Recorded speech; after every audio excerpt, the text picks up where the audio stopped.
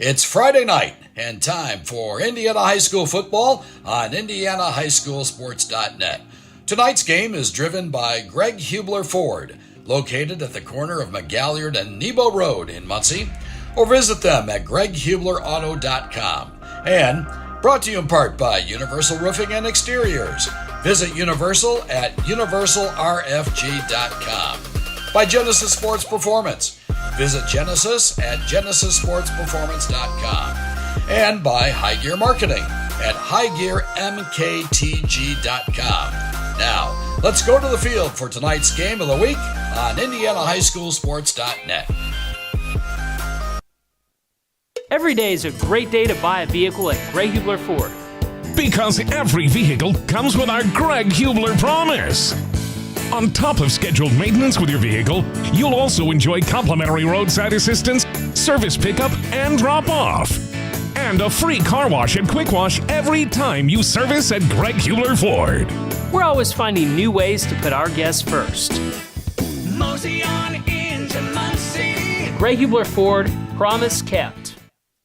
Universal Roofing and Exteriors is a family-owned and operated business, providing care and honest service for over 30 years. Universal has always been a little bit different. Their certified and trained employees don't just provide excellent work at a fair low price. They care about their customers, simply providing great customer service. Quality, honesty, dependability. That's Universal Roofing and Exteriors. Call us today at 317-257-0779. Looking for training that makes a difference? Then Genesis Sports Performance is for you. Whether you're a grade school, high school, or college athlete, or just looking to get back into shape, Genesis has customized programs providing rapid gains in strength and conditioning, speed and agility. Genesis features a 7,000 square foot facility with state-of-the-art weight room and huge turf surface. Call Genesis at 386-7459. or visit them at genesissportsperformance.com. Hi, I'm Steve Hartley, owner and founder of High Gear Marketing, a digital advertising company focusing on data to help businesses improve market share and drive new customers. Are you tired with the lack of accountability from your current vendors? Are you frustrated with your return on investment? Well, my program is different. You actually don't pay unless you sell something. High Gear Marketing takes all the risk. You have zero to lose. If you're interested, text me at 317-523-4100.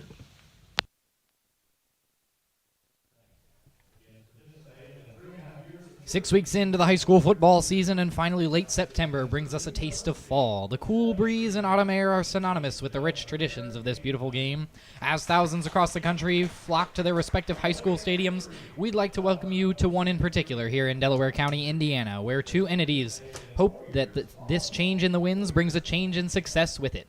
Two teams battling to salvage their seasons square off this evening, and despite some early season struggles, their optimism is nothing short of palpable. It's the Monroe Central Golden Bears paying a visit to the Wes-Del Warriors. Friday Night Lights here on IndianaHighSchoolSports.net. And good evening, ladies and gentlemen. Welcome inside the booth here at Wes-Del High School. My name is Sam Niger. I'll be describing the action for you tonight. Joining me this evening is my good friend and partner, Caden Vincent. Caden, first of all, thank you for being here for our game of the week in East Central Indiana. And I don't think you could have picked a more pivotal game for these two teams. No, yeah, absolutely. Wes-Del obviously looking for their first win of the season, and Monroe trying to bounce back after dropping 3 straight. There's certainly a lot of storylines to look at, as it is senior night here at Wes-Del High School, as well as Military Appreciation Night. We can see the jerseys on the field for the hometown Warriors, the black and gold in comparison to their traditional maroon and white jerseys. Very sharp jerseys, though, must They add. are, and two teams tonight, one goal, Caden. Flip the script on a struggling situation. We'll be right back after this first break, and when we return, we'll analyze our keys to the game and our players to watch on both sides. And don't go anywhere, because football is right around the corner here on IndianaHighSchoolSports.net. Every day is a great day to buy a vehicle at Greg Hubler Ford. Because every vehicle comes with our Greg Hubler promise. On top of scheduled maintenance with your vehicle, you'll also enjoy complimentary roadside assistance, service pickup, and drop-off. and a free car wash and quick wash every time you service at Greg Hubler Ford. We're always finding new ways to put our guests first. Mosey on into Muncie. Greg Hubler Ford, promise kept. Universal Roofing and Exteriors is a family-owned and operated business, providing care and honest service for over 30 years. Universal has always been a little bit different. Their certified and trained employees don't just provide excellent work at a fair low price. They care about their customers, simply providing great customer service. Quality, honesty, dependability. That's Universal Roofing and Exteriors. Call us today at 317-257-0779. Looking for training that makes a difference? Then Genesis Sports Performance is for you. Whether you're a grade school, high school, or college athlete, or just looking to get back into shape, Genesis has customized programs providing rapid gains in strength and conditioning, speed and agility. Genesis features a 7,000 square foot facility with state-of-the-art weight room and huge turf surface. Call Genesis at 386-7459 or visit them at genesissportsperformance.com. Hi, I'm Steve Hartley, owner and founder of High Gear Marketing, a digital advertising company focusing on data to help businesses improve market share and drive new customers. Are you tired with the lack of accountability from your current vendors? Are you frustrated with your return on investment? Well, my program is different. You actually don't pay unless you sell something. High Gear Marketing takes all the risk. You have zero to lose. If you're interested, text me at 317-523-4100. And welcome back, ladies and gentlemen, to Wes-Del High School here in Delaware County, Indiana. Sam Niger and Caden Vincent up here in the booth with you at Wes-Del. Caden, there's a lot of storylines to look at tonight. I want to start with the individual talent for both of these two teams. Two young teams, respectively, for both the Golden Bears and the Warriors, so they got to look to their leadership. Let's start with the visiting Golden Bears. Who's the leader that they have to look to tonight if they want to get the job done? Their key player of the game. Yeah, well, I think it's very simple. They look to number 3, Luke Jones, their quarterback. He's their leader. He's obviously a senior, and it's what he can do during the play. He can escape a sack of negative 5 yards and turn it into a positive gain of 5 yards. He's a great scrambler, and he really controls this offense very well. Jones, one of the most versatile players on the field, as you mentioned. He was actually a wide receiver in his first 3 years before transferring to the quarterback position this year, and he keeps his talent at the skill position on defense where he plays cornerback. So he will be flying all over the field on both sides of the ball tonight. Well, we're talking about leaders, Caden, and Wes-Del could use a leader tonight. Who is one guy that the Warriors have to look at to get the job done and perhaps come away with their first win of the season? Well, they have to keep their eye on number 13, Trey Adams. He is probably and most likely their most skilled player on offense, and it's what he can do through the air and on the ground.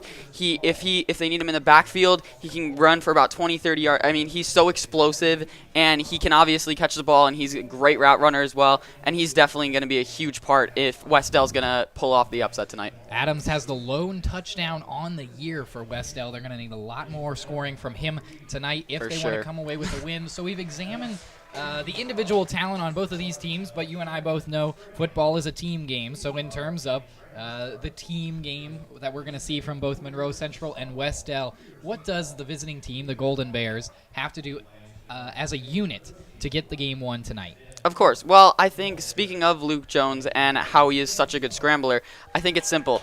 The offensive line has to control the trenches, and they have to keep the ball on the ground. They're going to have a lot of success and maybe get that third win tonight if they do the little things. 3 straight losses for Monroe Central, so certainly controlling the trenches comes with a lot of offensive confidence and defensive confidence as well. We actually saw this Monroe Central Golden Bears team back all the way in week 1 when they paid host to Winchester. That was one of their wins. Yes, that was their first win of the season. They have since fallen off. They have lost 3 of 4 since we last saw them, hoping to rebound tonight.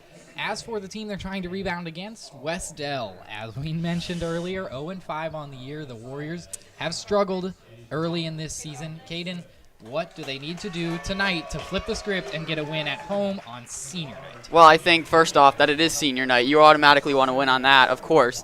But it's simple. They got to get the ball out of Triton Blevins' hand.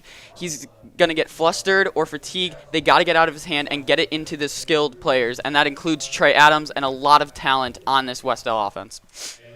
Certainly a lot of storylines to look at tonight for both Wes-Del and Monroe Central. Trying to get their first win of the year is Wes-Del. Trying to get back to 500 is Monroe Central. So a lot riding on tonight's game for both of these two teams. We are going to take our final break. Before we come back to football, Sam Niger, Caden Vincent with you here on IndianaHighSchoolSports.net, driven by Greg Hubler Ford. We cannot wait to see you on the other end of this break. Every day is a great day to buy a vehicle at Greg Hubler Ford. Because every vehicle comes with our Greg Hubler promise. On top of scheduled maintenance with your vehicle, you'll also enjoy complimentary roadside assistance, service pickup, and drop-off. And a free car wash and quick wash every time you service at Greg Hubler Ford.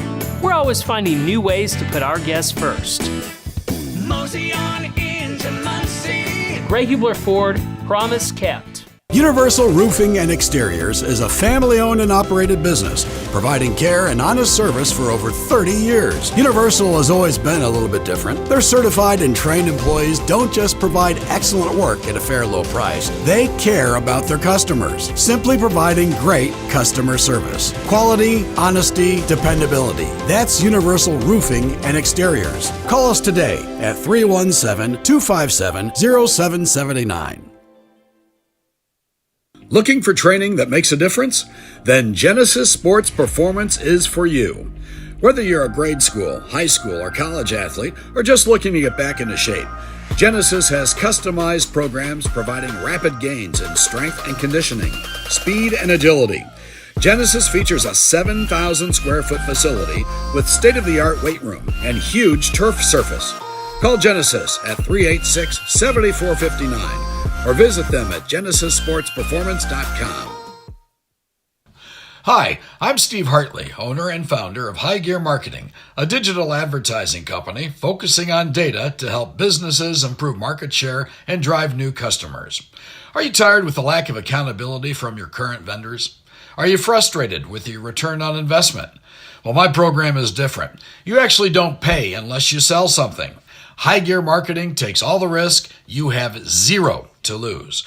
If you're interested, text me at 317-523-4100. Every day is a great day to buy a vehicle at Greg Hubler Ford. Because every vehicle comes with our Greg Hubler promise. On top of scheduled maintenance with your vehicle, you'll also enjoy complimentary roadside assistance, service pickup, and drop-off. And a free car wash and quick wash every time you service at Greg Hubler Ford. We're always finding new ways to put our guests first. Mosey on into Muncie. Greg Hubler Ford, promise kept.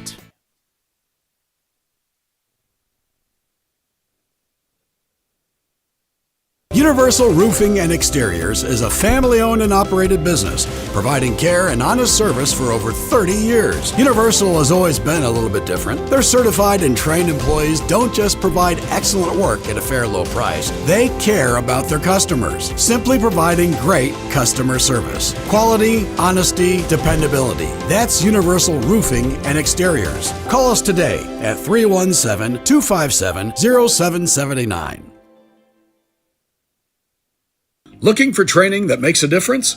Then Genesis Sports Performance is for you.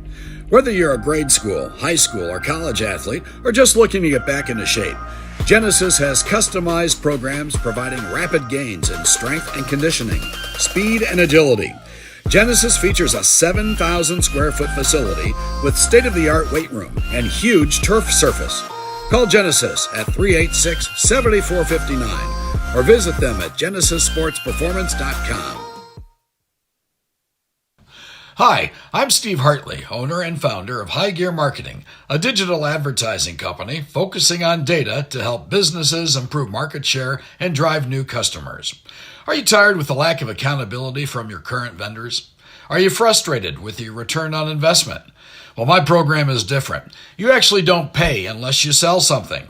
High Gear Marketing takes all the risk. You have zero to lose. If you're interested, text me at 317-523-4100. Every day is a great day to buy a vehicle at Greg Hubler Ford. Because every vehicle comes with our Greg Hubler promise. On top of scheduled maintenance with your vehicle, you'll also enjoy complimentary roadside assistance, service pickup, and drop-off. And a free car wash and quick wash every time you service at Greg Hubler Ford. We're always finding new ways to put our guests first. Mosey on into Muncie. Greg Hubler Ford, promise kept. Universal Roofing and Exteriors is a family-owned and operated business, providing care and honest service for over 30 years. Universal has always been a little bit different. Their certified and trained employees don't just provide excellent work at a fair low price. They care about their customers, simply providing great customer service. Quality, honesty, dependability. That's Universal Roofing and Exteriors. Call us today at 317-257-0779. Looking for training that makes a difference? Then Genesis Sports Performance is for you. Whether you're a grade school, high school, or college athlete, or just looking to get back into shape, Genesis has customized programs providing rapid gains in strength and conditioning, speed and agility. Genesis features a 7,000 square foot facility with state-of-the-art weight room and huge turf surface. Call Genesis at 386-7459 or visit them at genesissportsperformance.com. Hi, I'm Steve Hartley, owner and founder of High Gear Marketing, a digital advertising company focusing on data to help businesses improve market share and drive new customers. Are you tired with the lack of accountability from your current vendors? Are you frustrated with your return on investment? Well, my program is different. You actually don't pay unless you sell something.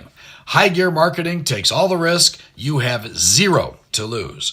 If you're interested, text me at 317-523-4100. Every day is a great day to buy a vehicle at Greg Hubler Ford. Because every vehicle comes with our Greg Hubler promise. On top of scheduled maintenance with your vehicle, you'll also enjoy complimentary roadside assistance, service pickup, and drop-off. And a free car wash and quick wash every time you service at Greg Hubler Ford. We're always finding new ways to put our guests first. Mosey on into Muncie. Greg Hubler Ford, promise kept. Universal Roofing and Exteriors is a family-owned and operated business, providing care and honest service for over 30 years. Universal has always been a little bit different. Their certified and trained employees don't just provide excellent work at a fair low price. They care about their customers, simply providing great customer service. Quality, honesty, dependability. That's Universal Roofing and Exteriors. Call us today at 317-257-0779. Looking for training that makes a difference? Then Genesis Sports Performance is for you. Whether you're a grade school, high school, or college athlete, or just looking to get back into shape, Genesis has customized programs providing rapid gains in strength and conditioning, speed and agility. Genesis features a 7,000 square foot facility with state-of-the-art weight room and huge turf surface. Call Genesis at 386-7459 or visit them at genesissportsperformance.com. Hi, I'm Steve Hartley, owner and founder of High Gear Marketing, a digital advertising company focusing on data to help businesses improve market share and drive new customers. Are you tired with the lack of accountability from your current vendors? Are you frustrated with your return on investment? Well, my program is different. You actually don't pay unless you sell something. High Gear Marketing takes all the risk. You have zero to lose. If you're interested, text me at 317-523-4100. Every day is a great day to buy a vehicle at Greg Hubler Ford. Because every vehicle comes with our Greg Hubler promise. On top of scheduled maintenance with your vehicle, you'll also enjoy complimentary roadside assistance, service pickup, and drop-off.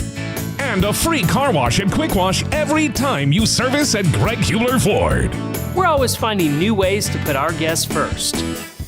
Mosey on into Muncie. Greg Hubler Ford, promise kept. Welcome back to Wes-Del High School, ladies and gentlemen. Sam Niger, Caden Vincent here with you on IndianaHighSchoolSports.net, driven by Greg Hubler Ford. We are just minutes away from kickoff here, Caden. It is the Monroe Central Golden Bears taking on the Wes-Del Warriors. It is senior night here for Wes-Del. It is military appreciation night. They've got on their special jerseys. They've got on their special jerseys celebrating the U.S. Army, and we're looking forward to a great game here. Yeah, I mean, it's up for grabs, as you said, that it is senior night. They're rocking some really nice jerseys. It's up for them, and honestly, this is a Monroe Central team that has dropped 3 in a row. So if Wes-Del was going to get their first win, it could be tonight for sure. Well, we touched a lot in our opening about the offensive sides of the ball for both of these teams. Let's take a look at the defense. Monroe Central, as a team, dominated the defensive stats compared to Wes-Del. They've got 3 interceptions, 6 sacks on the season, but they gave up 35 points last week at South Adams in a tough loss to the Starfires, 19-35. Monroe Central currently ranked at number 24 in 1A football. But Monroe Central averages 23 points per game against them, and compared to what Wes-Del has scored this year, they're averaging 1.2 points per game. So Monroe Central might have a little confidence coming into tonight trying to rebound. Yeah, for sure. But remember, Wes-Del's got a lot of great weapons, and they cannot let Monroe Central try and stop them. And it's going to be great to see how the offenses and the defenses respond to both games, because as we said, they both have losing streaks, and it's going to be really interesting to see if Wes-Del's offense or Monroe Central's offense is going to come through. Well, it has been 4 straight weeks of shutout against Wes-Del. They have not scored a touchdown since week 1. Only 6 points on the year, as we mentioned. In terms of the defensive side of the ball, though, it's not much better. They gave up 44 points last week in a 44-0 shutout at Shenandoah. They averaged 44.6 points per game against them. Only 2 interceptions and just 1 sack on the year. But perhaps on senior night, the Warriors will be fired up. They're going to have to come out hot, that's for sure, though, Caden. Well, you need offense, and that's something that Wes-Del has to have tonight for sure. But you need defense. You need both games, and it's the only chance that you have of winning this game for sure. Well, offense and defense certainly are big factors for both of these sides, but we do always, when we have a Monroe Central game, want to highlight someone on special teams as well. Number 31, Elijah Taylor, the kicker and the punter. We saw him in warm-ups, and he has got a great leg, one of the best kickers in the area, and he's actually he's not going to send it away to start this game, but we look forward to seeing him on the special teams side of the ball as well. Yeah, I saw him about 10 times, and he made every single kick in pregame. So let's see if it goes into the actual game itself. The man who will be kicking off tonight is number 3 for Wes-Del. That's Carter Flynn, and he will get this game rolling here from Wes-Del High School. Monroe Central will start with the ball, and they will give Luke Jones command of the offense. Back from Monroe Central is Jeremiah Ullum, number 20. Awaiting the kick from Flynn.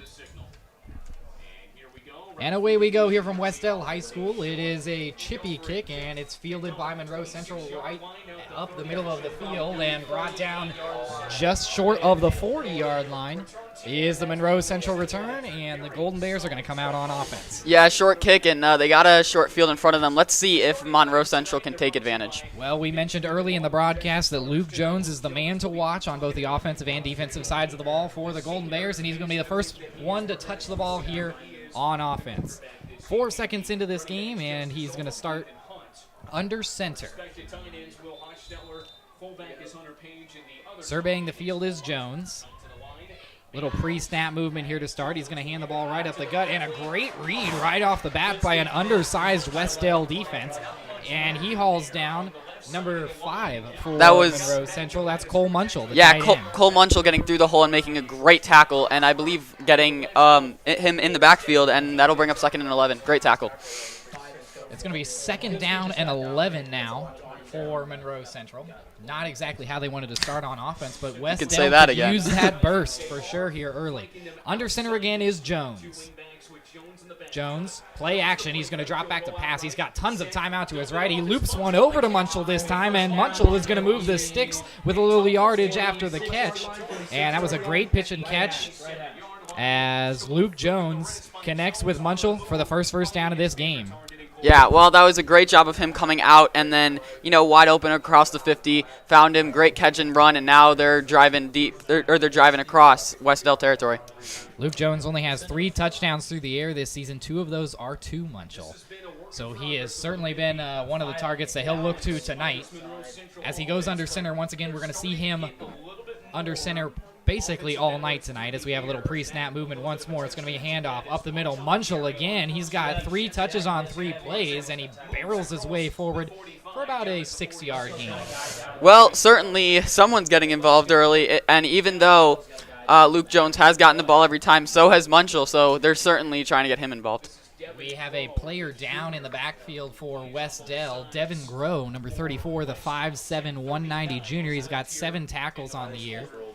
But he gets up under his own power, and he's getting back over to the sideline. But both of these sides are going to use this as a bit of a timeout.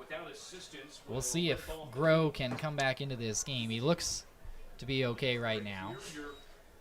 Yeah, well, so far, I've kind of liked what I've seen out of Wes-Del's defense so far. Obviously, that one big play to Munchell, but other than that, they've kept him to second and long and second and medium so far.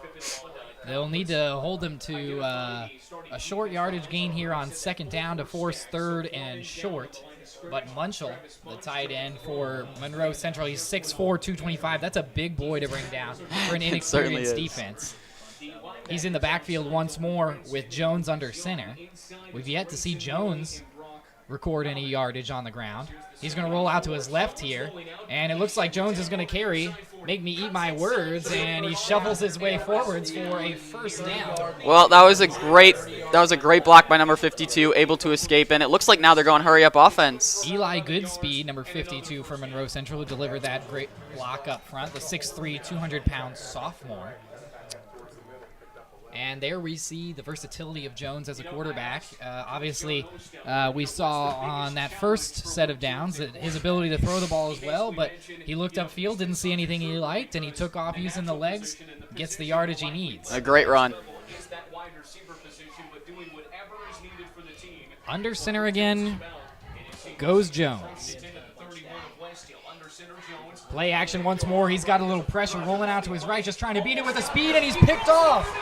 It's intercepted by Wes-Del and trying to return before he's being brought down at the 30-yard line. It is number 5. That was Lucas Young on the pick, and he read that ball incredibly well, saw where he was conveying over the field, and he just picked his route and picked that off, and that is a huge turnaround and a great momentum swing for Wes-Del. Just when Monroe Central was starting to find their rhythm on offense, Lucas Young has something to say about it. That's his 2nd interception of the year, and that was very uncharacteristic of Jones at the quarterback position. He's got only 1 interception coming into this game on the year, but not his best. And he's already equaled it, and we're not even 5 minutes into the game, or just into 5 minutes. Wes-Del will take over on offense now with Triton Blevins, number 7 at the quarterback position. He goes under center. He's going to hand it off right away. Bouncing to the outside is number 5, Lucas Young, the man who just had the pick for Wes-Del. He picks up about 2 yards, but Wes-Del's trying to find a little rhythm on it. Yeah, it kind of looks like both number 5s on both teams are taking over the game early, but let's see if Wes-Del can finally get on the board, something they haven't in a while, and really carry that momentum into this game for sure. Well, that is one of the things about two-way football here in Indiana. Absolutely. The momentum directly transfers from one side of the ball to the other because you have a lot of the same guys playing on both sides of the ball. Yeah. Blevins under center once more. He's going to hand it off. Up the gut goes Brock Nauman. He gets his first touch and has a nice second effort to pick up about 3 yards. He's going to earn his team a 3rd and manageable. Yeah, he was swallowed by that Monroe Central defense, and we talked about how their defense is going to play a factor. Even though they score a lot of points, they also give up a lot of points. So it's interesting to see how Monroe Central's defense is going to respond. Much slower offense for Wes-Del here compared to what Monroe Central was running in the first drive. Absolutely. They're faced with a 3rd and short here, a 3rd and 4. Under center is Blevins. He's going to hand it off once again, and a great read by the Monroe Central defense up front, and a whole slew of Bears were in there to bring down Brock Nauman. And that actually might go down as a loss of yards. I think the refs are going to be generous. They'll give him 1 yard, but he is well short, and they will bring out the punting unit on 4th down. Sam, that was a very generous 1 yard. It looked like he was stood up in the backfield. Great job by Monroe Central. Carter Flynn on to punt for Wes-Del.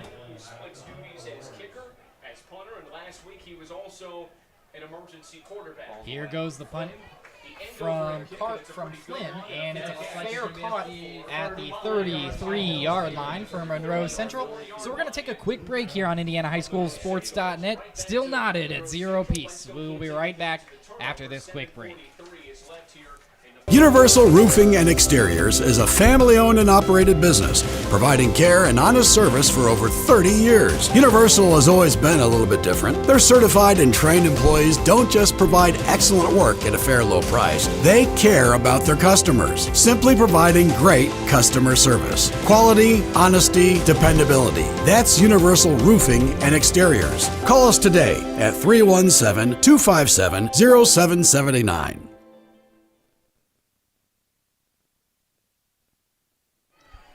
Welcome back to Wes-Del High School, ladies and gentlemen. Sam Niger, Caden Vincent with you here on IndianaHighSchoolSports.net, driven by Greg Hubler Ford. There was actually a penalty while we were away, as the ball has been moved 10 yards forward up the field for Monroe Central. So they'll still be starting in their own territory, but good field position once again from their own 43. And let's see if Monroe Central can take advantage of the short field once again. Last drive was cut short after Jones threw a pick to Lucas Young. Lucas Young, thank you, the outside linebacker. 7:43 to play here in this first quarter, as Jones awaits the play call from the sideline before we get rolling once more.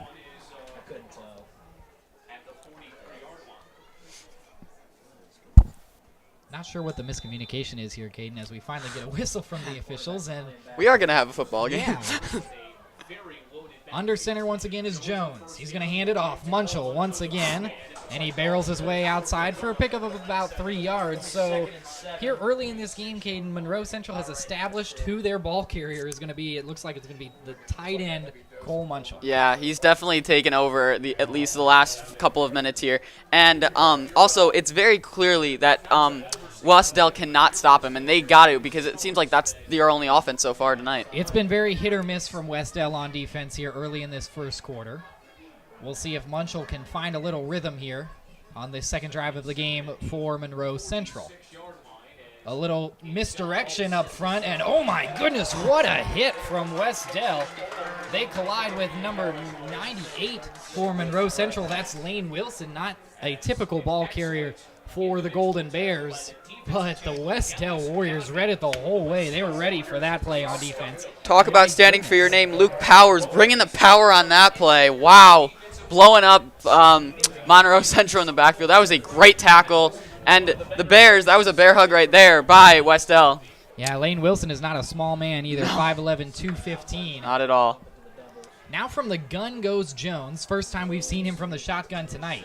He drops back. Here comes some pressure from Wes-Del. Dumps right down the middle. It's caught and running horizontally rather than vertically that time was number 14, Justice Olam. He definitely had a chance to turn upfield and maybe pick up the first down, but it's going to be 4th and short. Yeah, it kind of looked like he was surprised where he caught it, and he just kind of froze. He wasn't sure if he wanted to go left or right, and as a result, the Wes-Del defense came up and made the tackle right before the line of game. A costly decision from Ullum forces the timeout for Monroe Central. We will take a break once more, and then we've got a big 4th down coming up here on IndianaHighSchoolSports.net from Wes-Del High School.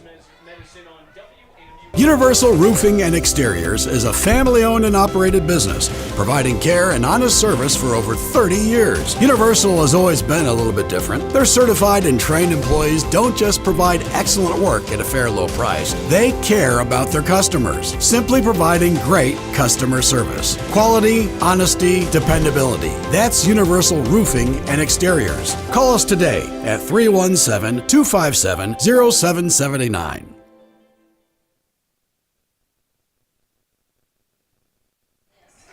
Welcome back, ladies and gentlemen, to Wes-Del High School. We've got a big 4th down coming up.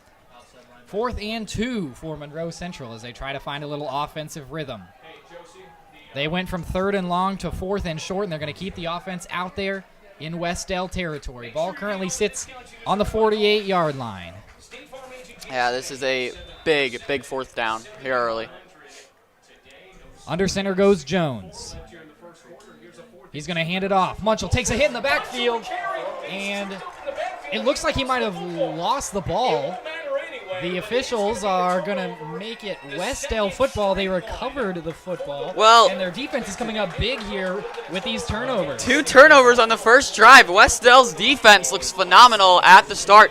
But, you know, it wouldn't matter. It was fourth down anyway. And it looked like Munchell got tripped up right there and that there was nothing he could do, fumbled the ball. So Wes-Del now has the ball once again. And can they finally get that score?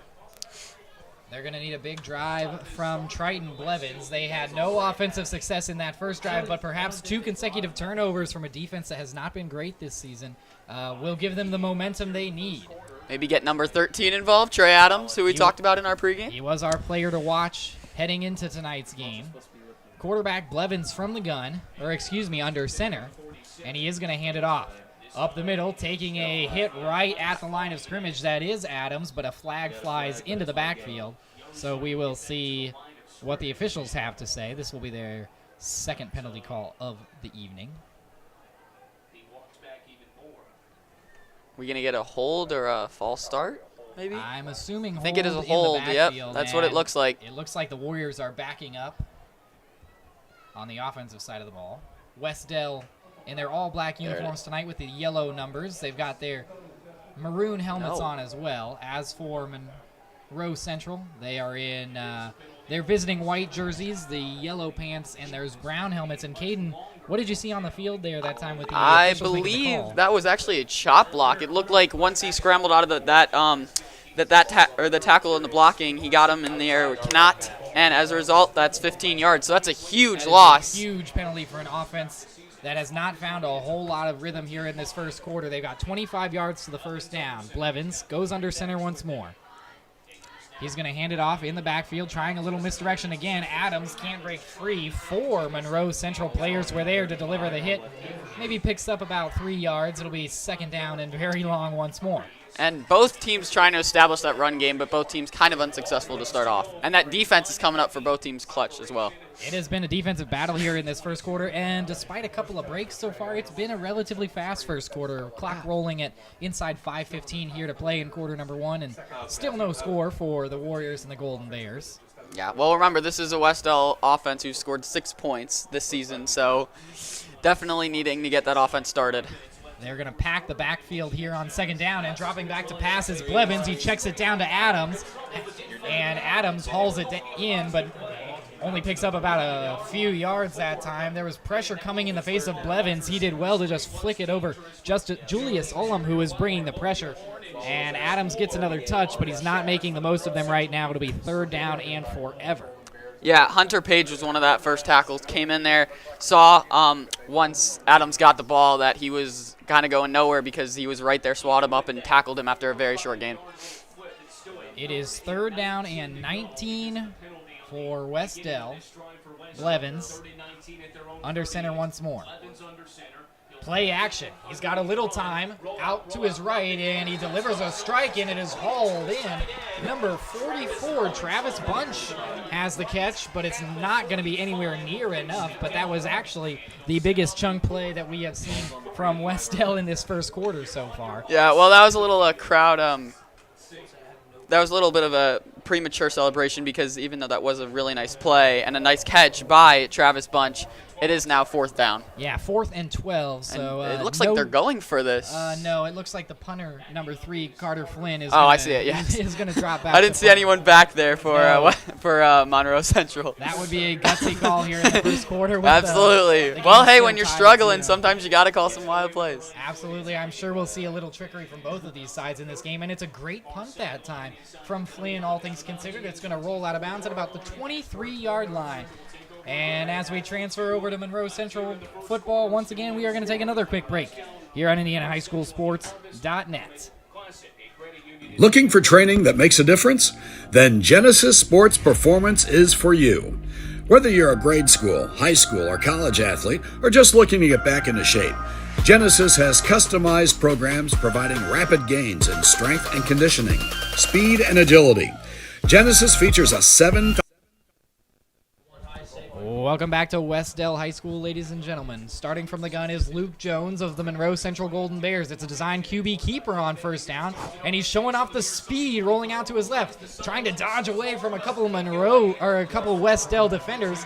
Went with the stiff arm there, a little unsuccessful, but Jones showing the fight here in this first quarter. Yeah, well, for a second I thought we saw Lamar Jackson instead of Luke Jones out there the way we scrambled, but unfortunately only for, he did get it 7 yards, so actually a nice run.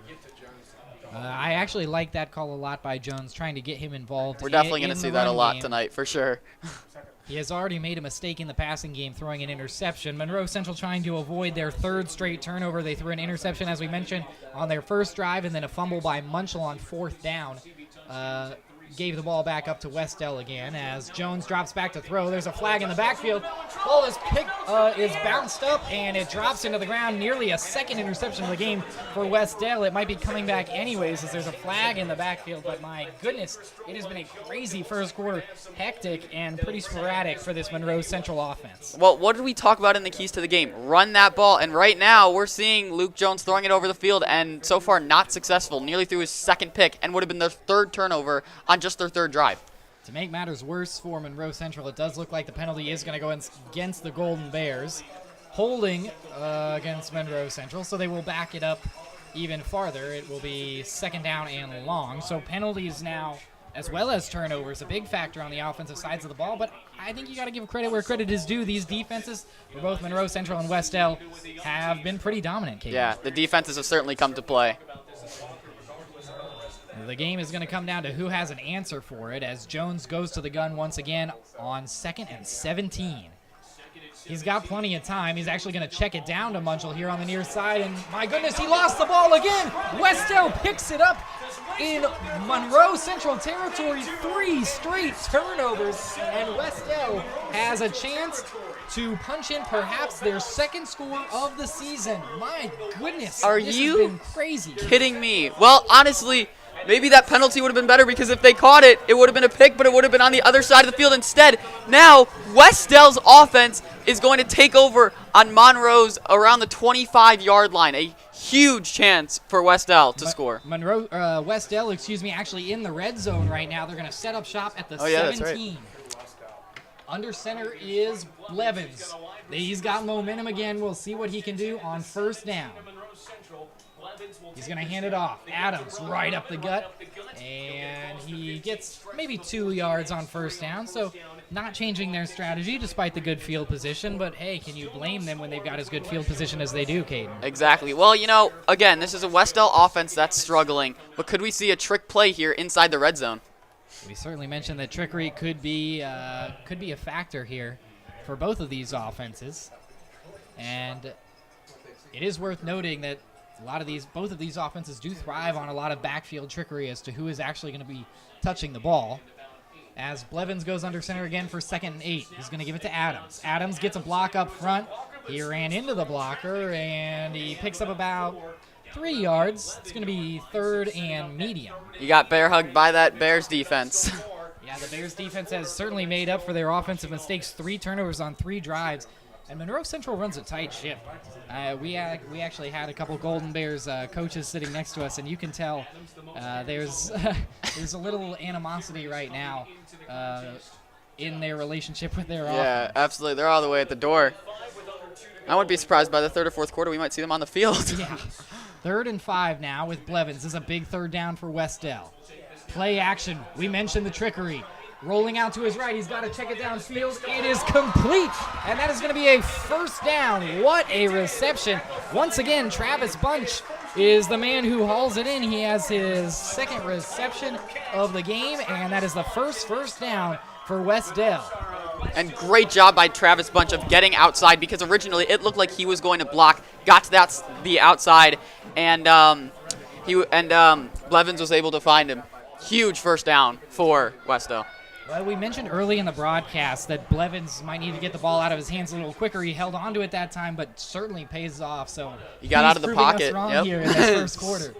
1:40 to play in quarter number 1, and Blevins goes under center again from the 5, and up the middle goes Nauman, and he's going to be just about 2 yards short. So mixing up the carries between Adams and Nauman here in this first quarter. Clock still rolls at about 1:30 to play. Yeah, just took it right up the gut and ended up getting 5 yards, which honestly is a positive going into the right direction because they've gotten 2 3-yard gains now. Getting 5, 6, that's what you want. Ball is going to be placed at the 3-yard line. 2nd and goal for Wes-Del. Under center goes Blevins once again. In the backfield, he's got Adams and Nauman. Blevins gives it to Adams. Adams rolling out to his right. He's got a couple of defenders to beat. He beats him to the edge, and he gets into the end zone for a touchdown. Wes-Del has not only their first lead of the season, but their 2nd touchdown of the year with under a minute to play in the first quarter. We've got a ball game here at Wes-Del, Caden. I don't believe it. They actually scored, something they haven't done in a really long time. And guess who got involved? It was number 13, Trey Adams, getting his 2nd touchdown of the year. And so far, he's been the total offense. Trey Adams making our this prep season. work look really good right now. Certainly. Carter Flynn on to attempt the extra point. He missed his only attempt on the extra point here on the season. Oh, and he's going to miss his 2nd as well. And the ball comes down in the end zone. So it's going to be 6-0. Wasn't exactly the best attempt from Flynn from the extra point, but Wes-Del will take the lead at the moment. 6-0. We'll take a break with both of these sides, and we will return on IndianaHighSchoolSports.net. Hi, I'm Steve Hartley, owner and founder of High Gear Marketing, a digital advertising company focusing on data to help businesses improve market share and drive new customers. Are you tired with the lack of accountability from your current vendors? Are you frustrated with your return on investment? Well, my program is different. You actually don't pay unless you sell something. High Gear Marketing takes all the risk. You have zero to lose. If you're interested, text me at 317-523-4100. We return to Wes-Del High School here on IndianaHighSchoolSports.net, where the hometown Warriors have just taken the lead for the first time this season, 6-0 over the visiting Monroe Central Golden Bears. After the touchdown, here comes the kick from Carter Flynn to send it back to the Golden Bears. Yeah, that's right. We're not dreaming. They actually do have a lead. Here comes the kick from Flynn. Monroe Central was out on the field awaiting to receive the kickoff very early. You can tell there is some frustration. We'll see if they can turn that into points here as the ball is fielded at about the 20-yard line.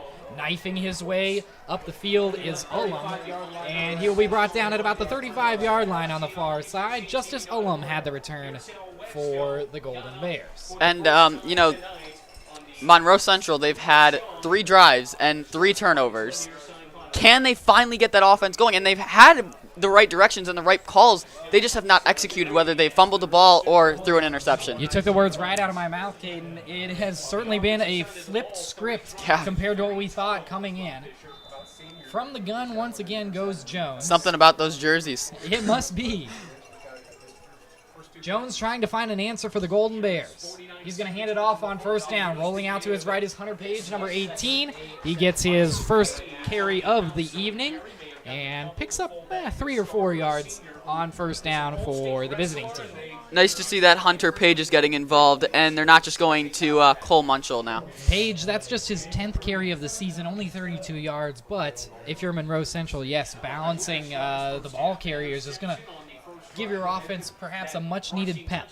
Got to get different guys involved for sure.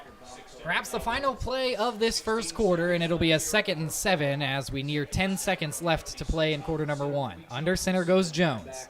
Jones rolls out to his left, looking downfield. He's going to pull it down and carry, and he tries to cut his way through the Wes-Del defense, keeps those legs turning towards the 50-yard line, and Jones taking matters into his own hands here at the end of this first quarter. It will be Monroe Central ball at the 50-yard line when we return here on IndianaHighSchoolSports.net. Don't go anywhere. 6-0 in favor of the Wes-Del Warriors. Every day is a great day to buy a vehicle at Greg Hubler Ford. Because every vehicle comes with our Greg Hubler promise. On top of scheduled maintenance with your vehicle, you'll also enjoy complimentary roadside assistance, service pickup, and drop-off. and a free car wash and quick wash every time you service at Greg Hubler Ford. We're always finding new ways to put our guests first. Mosey on into Muncie. Greg Hubler Ford, promise kept. Universal Roofing and Exteriors is a family-owned and operated business, providing care and honest service for over 30 years. Universal has always been a little bit different. Their certified and trained employees don't just provide excellent work at a fair low price. They care about their customers, simply providing great customer service. Quality, honesty, dependability. That's Universal Roofing and Exteriors. Call us today at 317-257-0779. Welcome back to Wes-Del High School, ladies and gentlemen. Monroe Central has the football. The Golden Bears visiting, and they are trailing by 6 heading into the second quarter. 12 minutes down. Caden, what do you have from that first quarter? What are you looking at from both of these two sides? Well, I'm having a touchdown by, of course, Trey Adams, and some really great defense by this Wes-Del Warriors, forcing 3 turnovers in the first quarter. A lot of those have been self-inflicted wounds from Monroe Central. They have a fresh set of downs here to start quarter number 2. From under center is Jones. He's going to pitch it back on first down, and charging forward into the heart of that Wes-Del defense goes the Monroe Central ball carrier. Number 18, that's Hunter Page once again, running with some force that time for the Golden Bears. It'll be 2nd and 3. Well, we said Cole Munchell was the first quarter. Let's see if Hunter Page is going to be that second quarter, or they get other guys involved and really start trying to trick this Wes-Del Warrior defense. Munchell started off hot, but since then 2 fumbles, 2 turnovers, one, of course, leading to the lone touchdown of this game so far. Jones goes under center once more. And it's going to be a design QB keeper for Jones, rolling out to his right. We'll see if Wes-Del has the read, and they chop him down just past that line to gain. So it is going to be a first down. The sticks will move, and Monroe Central might have found their rhythm on offense, Caden. Well, I think so far their offense has been Luke Jones and that running game that we talked about, but he almost had a huge gain if he would have gotten through those 2 Wes-Del Warriors. Ball's going to be placed at the 37-yard line of the Wes-Del Warriors. Minute gone by here in this second quarter. 6-0 Wes-Del. From the gun again is Jones, really mixing it up between under center and from the gun. We don't see a lot of that from Monroe Central all the time. Play action right away. Pressure coming from the blind side, but Jones delivers a nice strike to the far side, and it is hauled in. It is Elijah Taylor, the kicker, who also doubles as a wide receiver. Hey, that's the beauty of two-way football, as he makes his presence felt on the offensive side of the ball as well. Hey, sometimes you got to take the game in your own hands, and hey, he can kick and he can catch. And so far, that's something that Monroe Central certainly needs. Absolutely. Taylor, 6'1", 185 pounds, and a senior leader for this Golden Bears team as a whole on offense and on special teams. Good to see him get involved in the passing game. Always puts a smile on your face. Gotta love high school football. 2nd and 2 now. From the gun is Jones. He hands it off right up the middle, and barreling forward goes Hunter Page. And, man, he had a lot of yards after contact. When the play looked dead, Page kept those legs churning, and he powers his way into the red zone for Monroe Central. Yeah, that's just called not giving up. He went straight up the middle, and he went right at that Wes-Del defense, and, frankly, there was nothing they could do about it. You know, Caden, I know you weren't on the call with me when we first saw this Monroe Central team, but one thing that we noticed about their ball carriers was that they always have those legs churning through the contact. You can tell that they are very well coached when they have the ball in their hands. Yeah, well, I'm seeing a very great second effort out of them so far. Jones goes under center again. He's going to pitch it, but it's fumbled, and just falling on it in the backfield. The ball is still on the ground, and Monroe Central falls on it again. Lucky to fall on it that time was the Golden Bears. Number 84, Will Hochstetler, missed the ball when he went diving for it, but my goodness, after Monroe Central started to find that rhythm on offense, they nearly cough it up yet again. A near 4th turnover. And by the way, this is their 4th drive. So, you know, they're in great territory. They got to take advantage, and they cannot do things like that. That's going to mess up their entire offense and their rhythm. It has not been a sharp night on the offensive side of the ball, and after the fumble, Monroe Central is going to spend a timeout here with about 9 minutes to play here in this second quarter to talk things over, see if they can't find an answer to the Wes-Del's original 6 points. We will take a break with them here on IndianaHighSchoolSports.net, driven by Greg Hubler Ford. Looking for training that makes a difference? Then Genesis Sports Performance is for you. Whether you're a grade school, high school, or college athlete, or just looking to get back into shape, Genesis has customized programs providing rapid gains in strength and conditioning, speed and agility. Genesis features a 7,000 square foot facility with state-of-the-art weight room and huge turf surface. Call Genesis at 386-7459 or visit them at genesissportsperformance.com.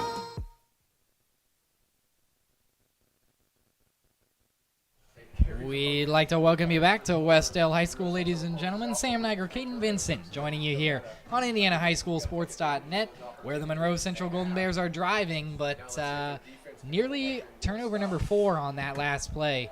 As the pitch was fumbled in the backfield, they're now faced with a 2nd and 16. What's the call here if you're the coaches from Monroe Central out of the timeout, Caden? You know, I think you call a play action and then see if someone's open downfield. Maybe they go back to Munchell, or if not, have Luke Jones take it. Jones is going to go play action. He receives a little pressure, spins away from it. He is dancing around in the backfield, looking down the field, and he's going to chuck it straight up, and it's hauled in for a first down. What a play by Luke Jones. The pitch by Jones and the catch by Elijah Taylor. The kicker goes up and brings it down once more. That's the second time we've called Taylor's name on this drive, and what a huge play on 2nd and long for Monroe Central. Oh my goodness, what a play by a kicker.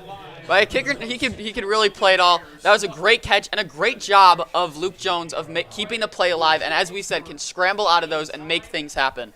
It is 1st and goal now for Monroe Central. They are 8 yards away from matching Wes-Del's touchdown, and they're going to go with a pitch again, right up the middle.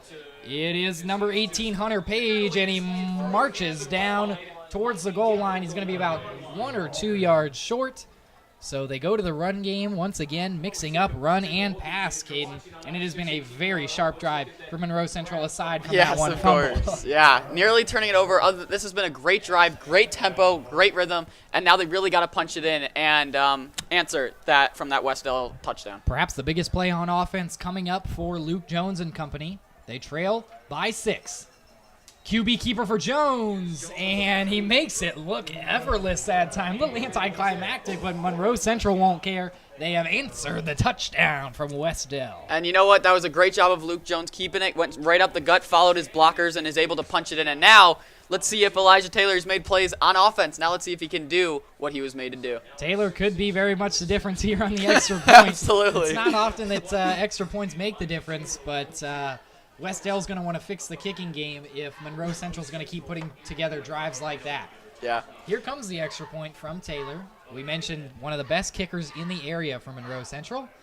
And he boots it through the iron. There's a flag down after the play, maybe roughing the kicker. Once again, Monroe Central will take it. They've got a 1-point lead, 6-7 here at Wes-Del High School. And it looks like We're waiting that flag. I think it was roughing the kicker. They really roughed up Taylor after that kick, but we will learn the result of that meeting from the officials after we return here on IndianaHighSchoolSports.net. 6-7, the Golden Bears lead the Wes-Del Warriors.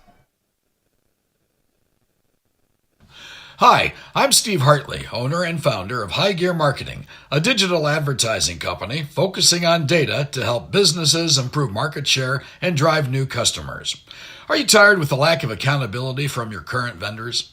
Are you frustrated with your return on investment? Well, my program is different. You actually don't pay unless you sell something. High Gear Marketing takes all the risk. You have zero to lose. If you're interested, text me at 3.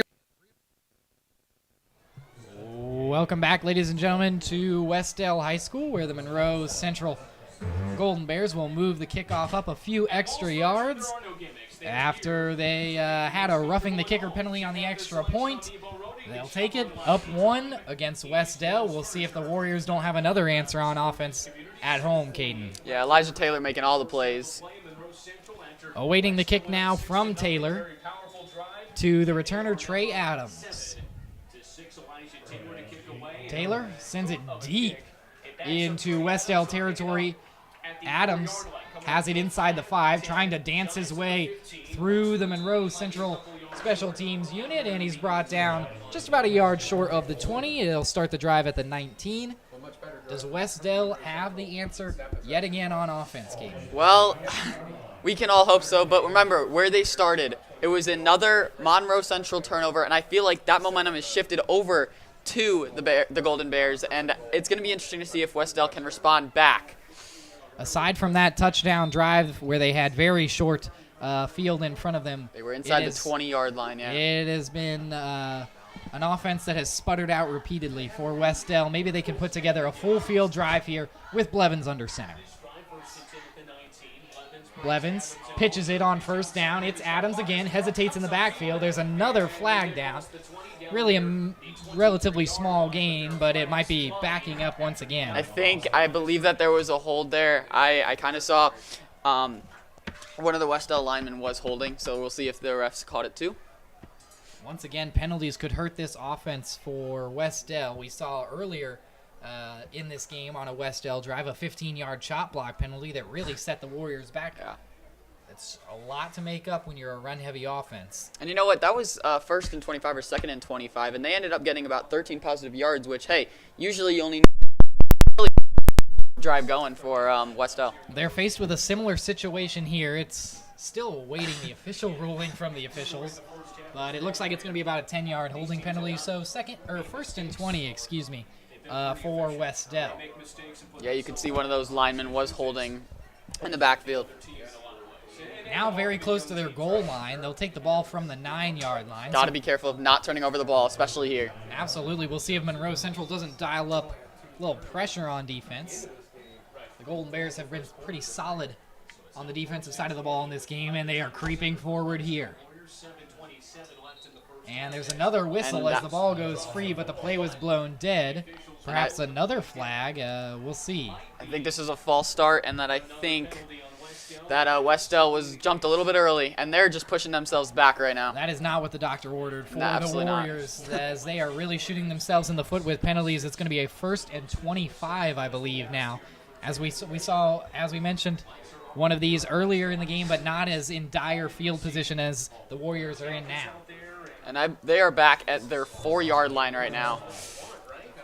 Monroe Central has the advantage up front in terms of size on the defensive line, as it appears Wes-Del is going to spend a quick timeout to try and talk things over. Definitely don't want to turn the ball over, as you said, Caden, deep in their territory. What do you do here if you're Wes-Del on the offensive side of the ball? How do you get out of this situation? Well, I think it's simple. One, don't turn over the football. That's very true. But, I think you got to get number 13 involved, but get those other guys involved, because if they're going to start guarding Trey Adams and locking him up, they got to get Wes-Del's guys going, and they got to see what other options they can do. Now, the big thing is about the Monroe Central defense. Do you send a full blitz? I know it's 1st and 25, but they're back all the way at their 4-yard line. Did they maybe send some pressure and try and get a safety, or get to the quarterback and cause a fumble and a touchdown for Monroe Central? Perhaps you don't need the pressure, though, if you're Monroe Central. They've got a really big defensive front. All 4 guys are standing above 6 foot. For Wes-Del, the offensive line only has 1 player above 6 foot on the offensive front. I'm looking for Monroe Central at guys like Logan Horn, standing at 6'5", and then Julius Ullum, who plays both ways. He's 6 foot, 255, and a freshman, but he's got 12 tackles and 1 sack on the year as well. There's a lot of different ways this could dial up. Absolutely. A big 1st down and 25, which we don't often Didn't think we'd be saying that early in the second quarter. No, 7:16 to play here in quarter number 2. Ball's on the 4-yard line for the Wes-Del Warriors. In the shadow of their own end zone, under center goes Triton Blevins. His team trails by a point here in quarter number 2. Blevins hands it off. Bouncing outside is Adams, and he gets a few yards forward. So surviving that end zone right behind him. It's not going to be a whole lot of yardage, maybe only 1 or 2, but Wes-Del will take it as long as they don't turn the ball over. But they are pushing themselves away from that goal line, which is very, very important, especially the way that Wes-Del has scored this season. But hey, who's to say they won't get a 95-yard drive here? It would be a bit of a miracle if we're being honest. Faced with a 2nd and 23, and as we know, a very run-centric offense is the Warriors. As Blevins goes under center once more. Monroe Central showing pressure. It is number 5, Lucas Young, who gets the call, the other wing back opposite of Adams, and he falls forward after taking a hit in the backfield. Still might have picked up a yard or two. 3rd and very long, but Wes-Del is just trying to escape this drive without a turnover. Exactly, yeah. They're trying to get themselves, and also better room for their punter as well. You know, you don't want him punting in the end zone, so hopefully they'll get a few more yards to really give them a better chance at a punt here. Well, for a team that has struggled as much on offense as Wes-Del has, they've looked okay tonight compared to Monroe Central in the turnover battle. And I will say, their defense has been very impressive tonight, forcing 3 turnovers. Blevins under center again. He's going to give it up the middle. Number 29, that's Brock Nauman, and he gets only another yard or two, so they battle to get inside 20 yards to go for 4th down. It'll be 4th and forever once more. They'll just try and get a clean punt away with Carter Flynn. Hey, but you know what? They got other guys involved, and that was important. And that could be something huge for either the end of the second quarter or starting the second half. Caden Carter Flynn has not looked sharp tonight, punting or in place kicking. If you're Wes-Del, do you call it trickery? I don't think in your own end zone, but certainly you've got to prioritize the protection for Flynn as this punt goes away. And it's actually going to be a semi-decent one. It's going to take a Wes-Del punt, and it's going to go all the way back into Monroe Central territory. What a bounce that time off the punt from Flynn, and Wes-Del can breathe again. I gotta say, that was not a bad punt at all. A really good punt, but it took an unbelievably great Wes-Del bounce. And now Monroe Central will start on their own side of the territory, which is huge Monroe Central will start their offense on their side of the field. Perhaps the offense for Monroe Central can breathe as well after they scored their first touchdown on the last drive after 3 straight turnovers. And they're going to run a hurry-up offense right off the punt with 5:05 to play in the second quarter. Jones from the gun. Play action, it's going to be a QB keep, and he dances his way into the secondary for Wes-Del. It looked like he was going to get hit in the backfield, but really he didn't go touched until he picked up the line to gain. Yeah, he's got that second burst, and you got to love that in a quarterback, able to escape out of the pocket and get himself a really nice gain, and I believe they are going to move the chains. That is another first down. Jones, or that is a first down for Monroe Central. So shifty when he runs the football there. And you can see who definitely has the momentum right now for sure. Monroe Central, along with that momentum, also has the lead, 7-6 in what has been a very close first quarter. Under center goes Jones. He's going to pitch it behind him. It is number 18, Hunter Page, and Page carries it forward again, and it looks like the ball came out of Hunter Page's hands. Wes-Del says they set it. Oh, but the officials are going to rule in favor of Monroe Central, saying he was down on the field. Of course, we have no replay, but the big concern right now is that Hunter Page is down after the play for Monroe Central. Yeah, Hunter Page is down, and that could be a huge loss for the Golden Bears because he's been a huge factor in today's game, and he's kind of controlled along that offense along with Luke Jones. So this could be a huge loss depending on the injury, but hopefully he's okay and he'll come back in the game for sure. He is sitting up now on the field, but as you mentioned, he has been the guy, especially in this second quarter that Monroe Central has looked to, along with quarterback Luke Jones, but only 9 carries coming into tonight for Page, so it's been a big night for him getting the football, getting touches, and he's made the most of them. Yeah, definitely very surprising, but as you said, he's made the most out of his opportunities, and he's really given this Monroe Central team a push on offense. Page showing that he is a fighter as he walks back over to the sideline to be checked out by the trainers. We'll see if he's okay. Hopefully he is, and he can rejoin us later in this game, but Caden, how does this change the offensive strategy from Monroe Central now? The guy that they've been looking to a lot in this second quarter and in this first half in general is now on the bench. Well, yeah, as we said, they've been going to Hunter Page a lot in the second quarter, but you know who they went to in the first quarter was Cole Munchell. Maybe we'll see him get involved more late here in the second quarter. Munchell could use the redemption after 2 fumbles. Yeah. 2 of those 3 turnovers go under his name as Jones goes from the gun on 2nd and 1. Jones, high snap. He's going to take it on a design QB run out to his left. He's got a defender to beat. Cuts it back. Sends the defender flying. Oh, my goodness. Still running is Jones. Jones cuts it back. He's got some space out to the far side, as he's brought down inside the 20-yard line. My goodness, my excitement got the best of me that time as he moves it into the red zone. What a run. Hey, you know what? That was a really exciting play.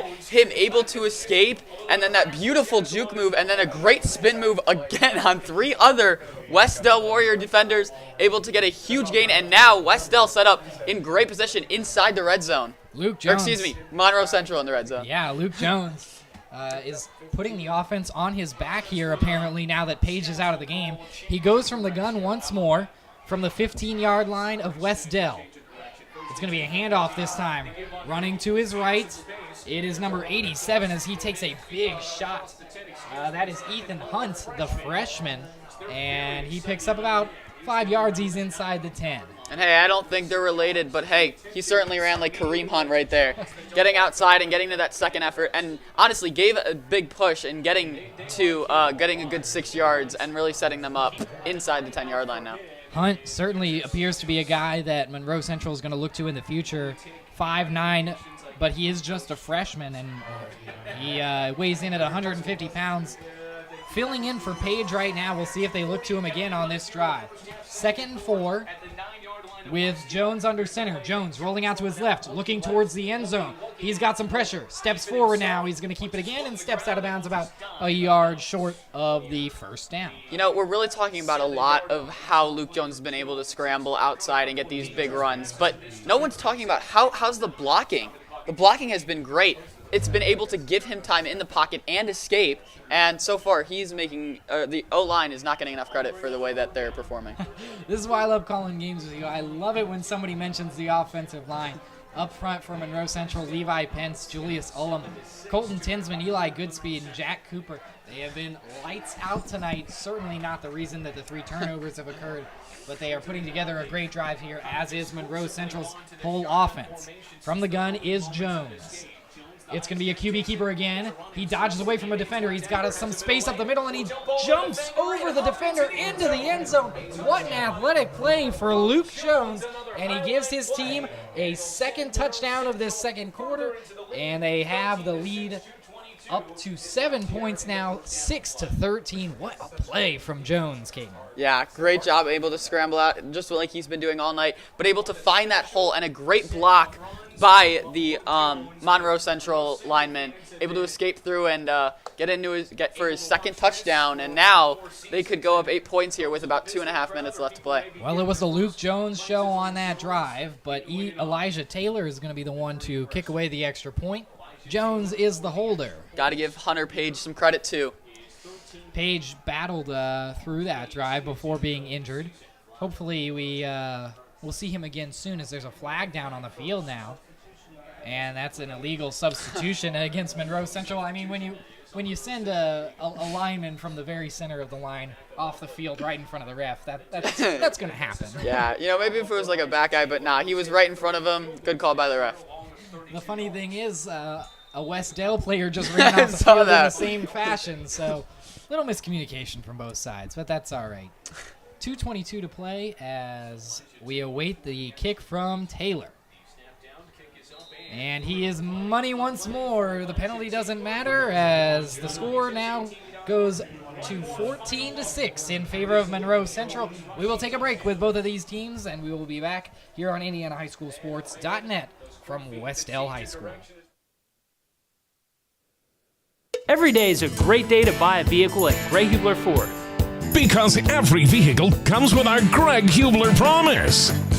On top of scheduled maintenance with your vehicle, you'll also enjoy complimentary roadside assistance, service pickup, and drop-off. And a free car wash and quick wash every time you service at Greg Hubler Ford. We're always finding new ways to put our guests first. Mosey on into Muncie. Greg Hubler Ford, promise kept. Wes-Del High School is where we return you here on IndianaHighSchoolSports.net. Sam Niger, Caden Vincent. Caden, I know you had a few things to say about Wes-Del after giving up 2 touchdowns on 2 consecutive drives. Yeah, that's back-to-back touchdowns, and both scoring by Luke Jones. And now Wes-Del really has to get that offense going, at least to get something going into the half, because right now they do not have a lot, and that's not something you want going into the second half for sure. It was the first lead of the season for Wes-Del after they struck first towards the end of the first quarter, as Taylor boots it away to Wes-Del. Fielded by Adams inside the 5, and Adams gets a little speed trying to cut up through the kicking unit for Monroe Central, and hey, Trey Adams says we don't even need to be on offense. He's still going to take matters into his own hands with a great return. Yeah, he's, as we said, doing it on offense, defense, and now special teams, setting them up in great field position at the 45-yard line. Now they got to get something going. That could be the burst that Wes-Del needs, but they're going to have to back that up with some offense of their own. We'll take a look at some of the scores in and around the Muncie area here. The Madison Grant Argyles lead the Elwood Panthers 47-0 as Elwood continues to struggle this season. The Oak Hill Golden Eagles lead the Frankton Eagles 8-0, and Arsenal Tech and Anderson are knotted up at 12 apiece. Very unfamiliar score. Wes-Del goes under center on offense again with Blevins to start this drive. Blevins drops back. It's picked. Oh, my goodness. Nearly intercepted. Cole Munchell says it's incomplete. My goodness, that would have been a pick 6. It was a designed screen, and that was nearly about as poorly as it could go for Wes-Del to catch a big break. My goodness. I would say this, is that definitely would have made up for the 2 turnovers that he made. And he read that perfectly, just was not able to hold it, and then he tried to sew it off like it was a fumble and then keep running, but the refs made the right call that it was an incomplete pass. But yeah, as you mentioned, a huge break for Wes-Del. And nearly a huge mistake for Triton Blevins, the junior quarterback. I mean, reading it all the way that time was Munchell, and Blevins still threw the pass. Blevins has 3 interceptions on the season. That could have been one of his more costly ones. As Wes-Del is going to take a break to talk things over, maybe calm this offense down. They've got 2 minutes and 10 seconds left, Caden. They're down by 8. The kicking game has not been great, so that's why they're trailing 6-14. They've got a touchdown, only their second of the year. What is Wes-Del's strategy here in this final drive of this first half to maybe go into the locker room tied up? I think, where they are right now, they're at the 45-yard line. 2 minutes left, plenty of time to play. They have to get the ball moving downfield, and the only way they're going to do that is getting it to their playmakers. As we mentioned in the keys to the game, they got to get it out of Blevins faster so he has time to throw it to or to hand the ball off to and have his offense do the work. And we talked about those defensive linemen and those guys for Monroe Central, how big they are. But that doesn't mean that the Wes-Del offensive line can't stop them. If they find those holes, they got to go for them. And this could be a huge drive going into the half for the Wes-Del offense. Unfortunately for Blevins, he nearly got the ball out of his hands too fast on that last play. But he's got a chance to make up for it here on 2nd and 10 with 2 minutes and 10 seconds left. Go ahead, Caden. He's got to relax and calm down. He's only down 8 points, but he's got to get something for sure. I really like that timeout call by the coaching staff as they send Blevins back out under center. Monroe showing some pressure. They're going to hand it off. Bouncing outside is Adams, trying to set the edge. He cuts it back, and he loses the football. It's picked up by Monroe Central, and they are brought down inside the 40. So after nearly a pick 6, Wes-Del gives it up anyways. Coming up with the ball is number 4 for Monroe Central. That is Cole Ludke, who comes away with the football. Yeah, and that was absolutely the last thing that you wanted for Wes-Del.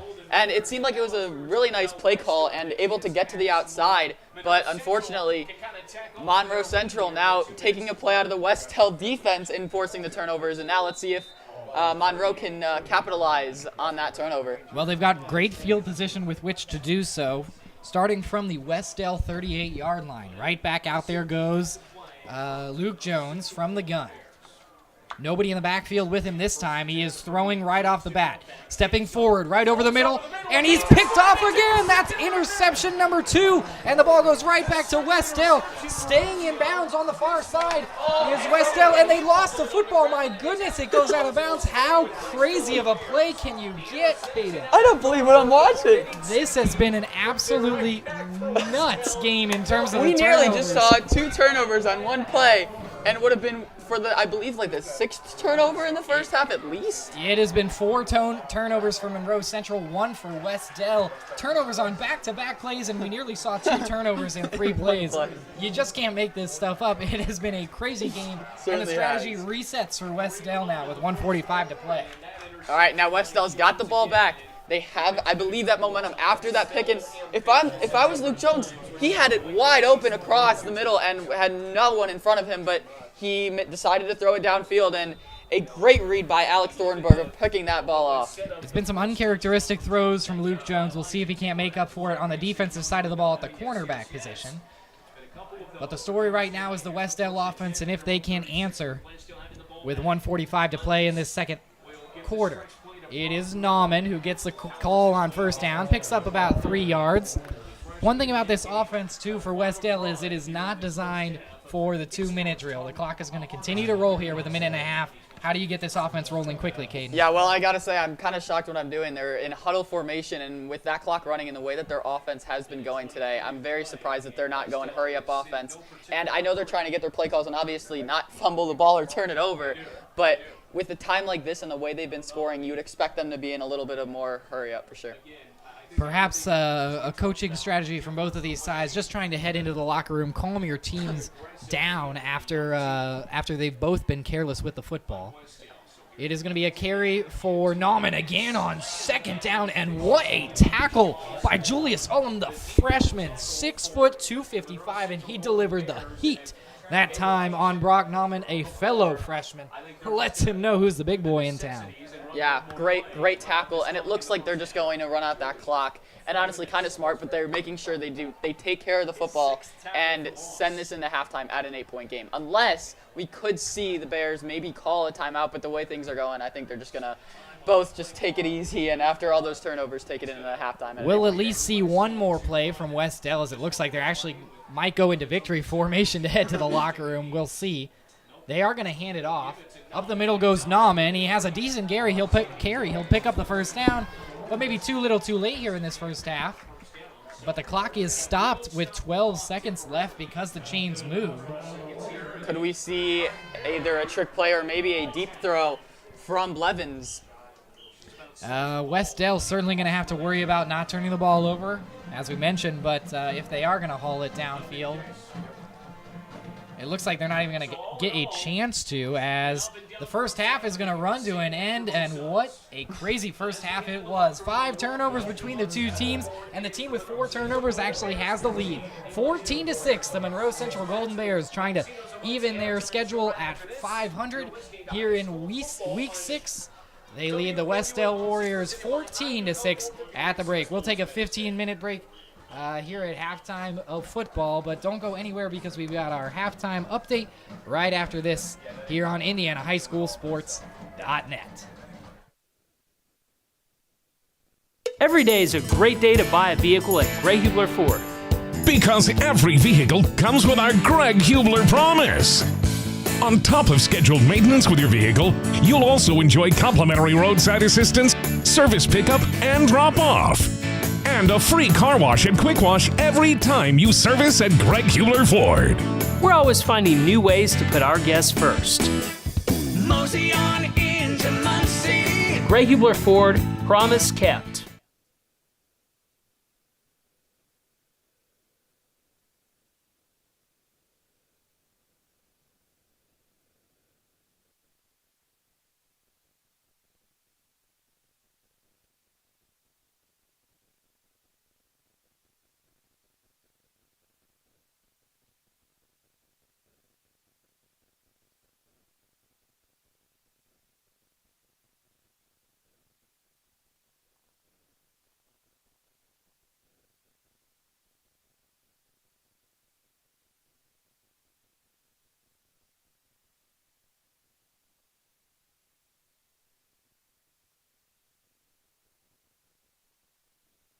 Universal Roofing and Exteriors is a family-owned and operated business, providing care and honest service for over 30 years. Universal has always been a little bit different. Their certified and trained employees don't just provide excellent work at a fair low price. They care about their customers, simply providing great customer service. Quality, honesty, dependability. That's Universal Roofing and Exteriors. Call us today at 317-257-0779.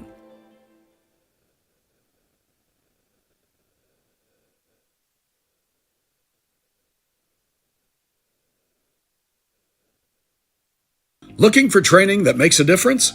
Then Genesis Sports Performance is for you. Whether you're a grade school, high school, or college athlete, or just looking to get back into shape, Genesis has customized programs providing rapid gains in strength and conditioning, speed and agility. Genesis features a 7,000 square foot facility with state-of-the-art weight room and huge turf surface. Call Genesis at 386-7459 or visit them at genesissportsperformance.com.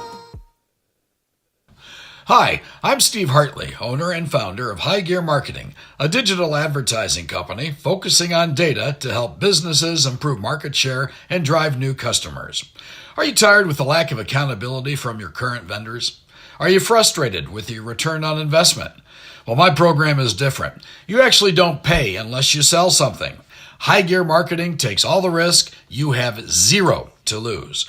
If you're interested, text me at 317-523-4100. Every day is a great day to buy a vehicle at Greg Hubler Ford. Because every vehicle comes with our Greg Hubler promise. On top of scheduled maintenance with your vehicle, you'll also enjoy complimentary roadside assistance, service pickup, and drop-off. And a free car wash and quick wash every time you service at Greg Hubler Ford. We're always finding new ways to put our guests first. Mosey on into Muncie. Greg Hubler Ford, promise kept.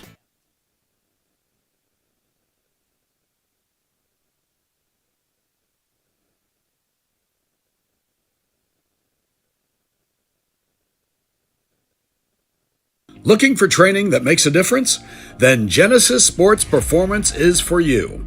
Whether you're a grade school, high school, or college athlete, or just looking to get back into shape, Genesis has customized programs providing rapid gains in strength and conditioning, speed and agility. Genesis features a 7,000 square foot facility with state-of-the-art weight room and huge turf surface. Call Genesis at 386-7459 or visit them at genesissportsperformance.com.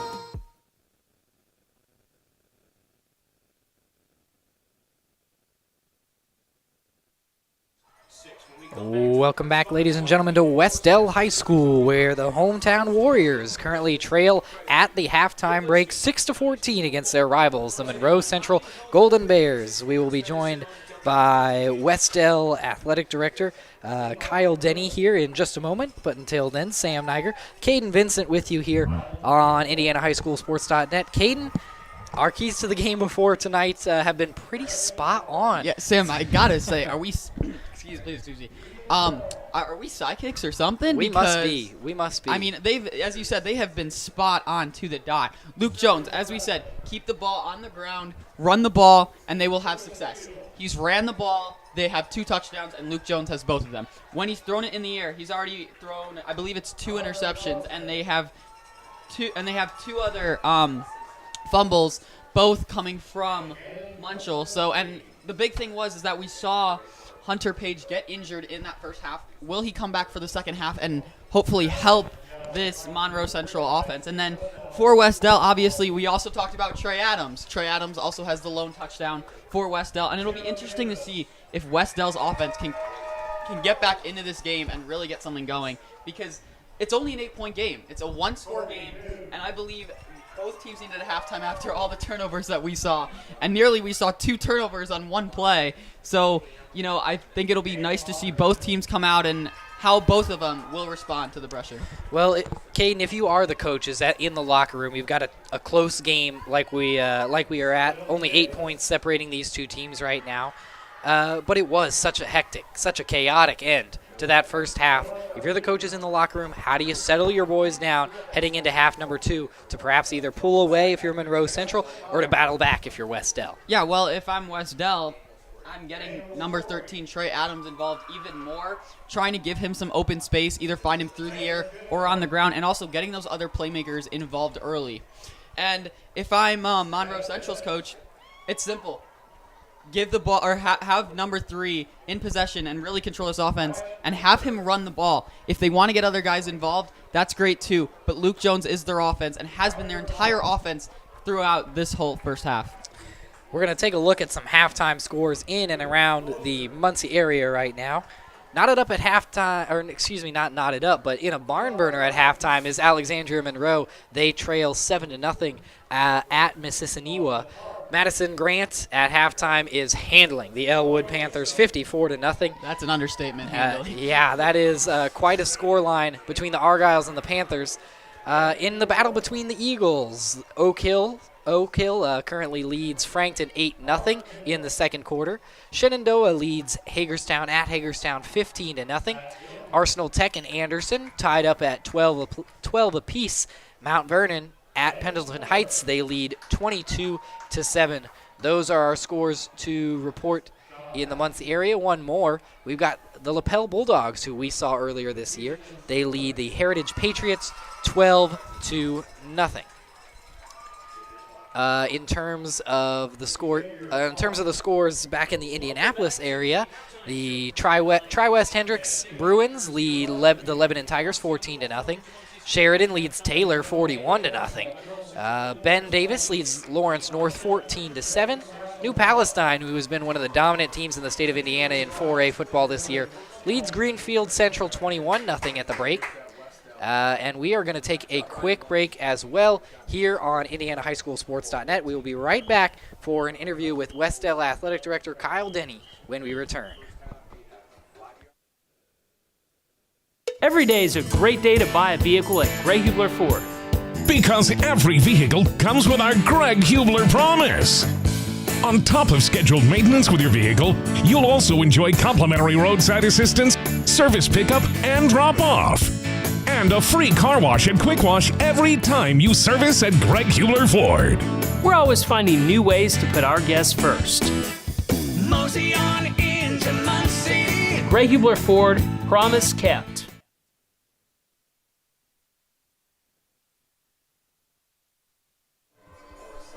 And welcome back to Wes-Del High School, ladies and gentlemen. Sam Niger, joined by the athletic director for Wes-Del, Kai Denny. Kai, you're putting on a great show tonight. It's been a great game here between you and the Monroe Central Warriors. Heading into the break, your team down 8. What do you think your coach is telling his boys in the locker room here at halftime? I just say he's probably telling them to just trust the process. These guys have been working hard all season long. They're getting better every week, and I know that we're really proud of what they've done, but we can't be satisfied. We're going to get the ball here to start the first half, and I'm guessing move the ball, keep doing what we're doing, and somehow get better field position as well. I think that's going to help us. The one time we did get good field position, we found a way to punch it in, so I'm sure he's going to talk about field position today too. Certainly some great points heading into the locker room. One thing we do want to touch on, your boys are wearing special uniforms tonight, is that right? They're in the all blacks, which is a little different than what you traditionally wear. Yes. Actually, tonight is hometown jersey night, and the Indiana National Guard provided these, and I'm going to make a little announcement here in just a few minutes just to thank them. But, they provided it, and it just gives them an opportunity to come here and get their name out there and also meet some of our kids, and not only obviously on the football field, but also in the stands. So we really appreciate the Indiana National Guard. They're a great partner for all of our schools here in the area. Certainly a great cause to root for off the field as well. But in terms of what's going on the field, this is a rivalry game for you guys between Wes-Del and Monroe Central. What does this game mean to the community, both here at Wes-Del and over at Monroe Central? Well, I can tell you this. It's quite honestly, it hasn't been a great rivalry recently. We consider it a rivalry game, but we've been on the short end of the stick for a while. But I'm telling you, our program's turning around. You might not see it in the record right now, but we have a young team. I know you guys have probably been talking about that throughout the night. Absolutely. And they have bought into what Coach Knuckles and our coaching staff wants. And this is truly becoming a rivalry, and it's starting tonight again. So we are excited about that. And we plan on winning the game tonight, but hopefully for years to come, it's going to be close games like this because it makes it a lot of fun for both their community as well as our community. I think Monroe Central have got great school, great administration. It's just fun when we can have competitive games. So we're having a competitive one now. I'm excited. I've lost my voice if you can't tell. Well, I don't blame you. It's been a great night. I'm sure you've done a lot of yelling as well from the stands. But you touched on the coaching staff, and you touched on the players buying into the process. I know you said touch the process just a minute ago. What does the process look right now here at Wes-Del High Well, School? you just saw a little bit of it at halftime. We announced our 5th and 6th grade team, which is a new thing. We've always had our kids play in the Metro. This year we decided, hey, we're going to get our own team, and we joined the Yorktown Football League and playing with some really stiff competition. So that 2-2 record's a pretty good record. Both I think maybe 1 or 2 of our losses have come to Yorktown. So, but no, starting young, and our middle school teams, we've had a couple key injuries, but they've been really competitive in the games that they've played, and just our varsity team. We knew. I mean, we've had 3 coaches in the past 3 years, and Coach Knuckles has been around for a long time. He's an elementary assistant principal, and these guys are here to stay. And they just got to make sure these kids understand not just, we play week by week, each game get better, but this is just going to build for the future. And we're building. We got a system, an offensive system, and defensive system, and we're going to continue to teach that from the ground up. And next year we're going to have a 3rd, 4th grade team as well. So this is just an exciting time for Wes-Del, and a win here would be huge for not just our kids, but for our community and our school in general. Certainly trying to build a program here at Wes-Del, and I can sense your enthusiasm as well. Kai Denny joining us tonight up in the press box. Thank you so much. Hey, I appreciate you guys being here. You're doing an outstanding job, and Lord, I was telling them we're a 1A school having a game here on a Friday night, and I think we've got the biggest press row maybe in the state. We've got 3 live streams, I think, going tonight. So it's just fun. Looks like you guys are having fun, and I'm sure you're getting a good show, and this is what it's all about. And our kids are excited. The fans are excited. So thanks for being here, and you guys, if you need anything, let me know. I know you've already ate some pizza probably. So We have. All right. That's good. Thank you very much. Good. Thanks for having us. You so Thanks much, for taking guys. the time to interview us. Thank you so much, guys. Halftime. Yep. Kai Denny, everyone, and we're going to take a quick break here at the end of the halftime break as well, about 2.5 minutes until we see the teams retake the field. Until then, Sam Niger, Caden Vincent here with you on IndianaHighSchoolSports.net, driven by Greg Hubler Ford. Universal Roofing and Exteriors is a family-owned and operated business, providing care and honest service for over 30 years. Universal has always been a little bit different. Their certified and trained employees don't just provide excellent work at a fair low price. They care about their customers, simply providing great customer service. Quality, honesty, dependability. That's Universal Roofing and Exteriors. Call us today at 317-257-0779. Every day is a great day to buy a vehicle at Greg Hubler Ford. Because every vehicle comes with our Greg Hubler promise. On top of scheduled maintenance with your vehicle, you'll also enjoy complimentary roadside assistance, service pickup, and drop-off. And a free car wash and quick wash every time you service at Greg Hubler Ford. We're always finding new ways to put our guests first. Mosey on into Muncie. Greg Hubler Ford, promise kept. Looking for training that makes a difference? Then Genesis Sports Performance is for you. Whether you're a grade school, high school, or college athlete, or just looking to get back into shape, Genesis has customized programs providing rapid gains in strength and conditioning, speed and agility. Genesis features a 7,000 square foot facility with state-of-the-art weight room and huge turf surface. Call Genesis at 386-7459 or visit them at genesissportsperformance.com.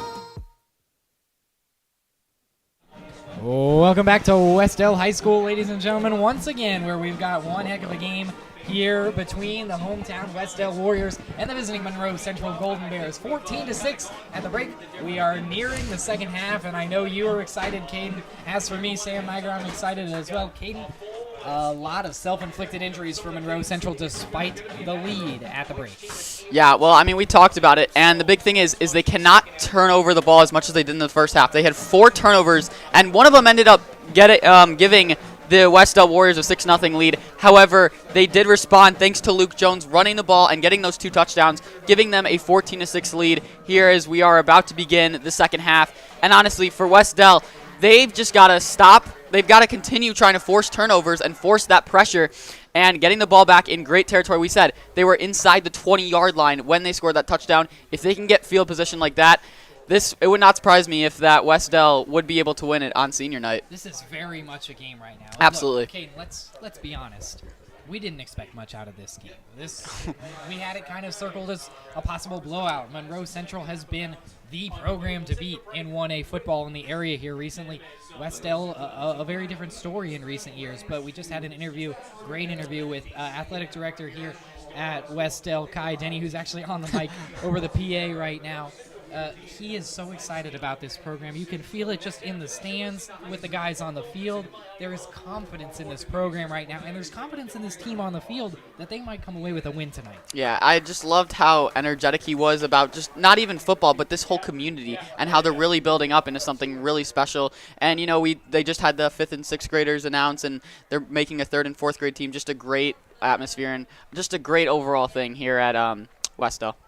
Well, it certainly takes a lot of effort to build a community, but it takes a great deal of effort as well to produce at the varsity level. What does Wes-Del need to do? They're going to start with the ball here in half number 2. What do they need to do to jump out to a big drive to start this second half? Well, I think I said it again at halftime, but they got to get those playmakers involved and look for number 13 again. So far, he's been your offense tonight. Get him involved more. Really change this whole momentum of the game and move that ball into enemy territory. If you're the Wes-Del offense, though, everybody knows that you're going to run the football. Absolutely.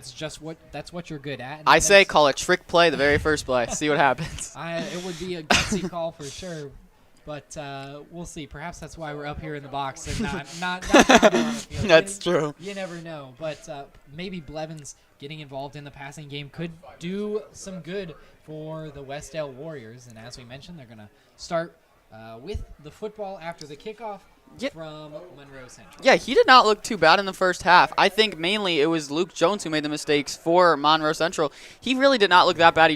He maybe was in the pocket a little bit too long, which we talked about. But if he can really make those plays and the guys can make the catches, then they're definitely going to be fighting for this game for the entire night. Well, the Monroe Central Golden Bears have retaken the field to send the ball away, courtesy of Elijah Taylor. Let's get this second half started. It is going to be an exciting second half for sure. We certainly hope 6-14 at the moment. We've got a great game right now at Wes-Del High School. And as we heard from the athletic director, Kai Denny, at halftime, this rivalry game it means a lot. It does, and it's a competitive game right now, and we couldn't ask for anything better because it makes for great football to call, makes great football for you at home as well. And, of course, for the fans. Yeah. All right, we are just about set to send it away. Here to start quarter number 3, 24 minutes down, 24 to go, and I know we are excited. Sam Niger, Caden Vincent up here in the box with you as the Monroe Central Golden Bears try to hold off the Wes-Del Warriors in half number 2.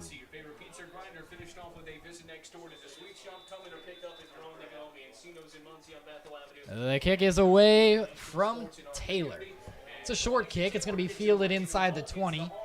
And Monroe Central moving the other way with Lucas Young, and he is slung down after running horizontally. And what a start for Monroe Central.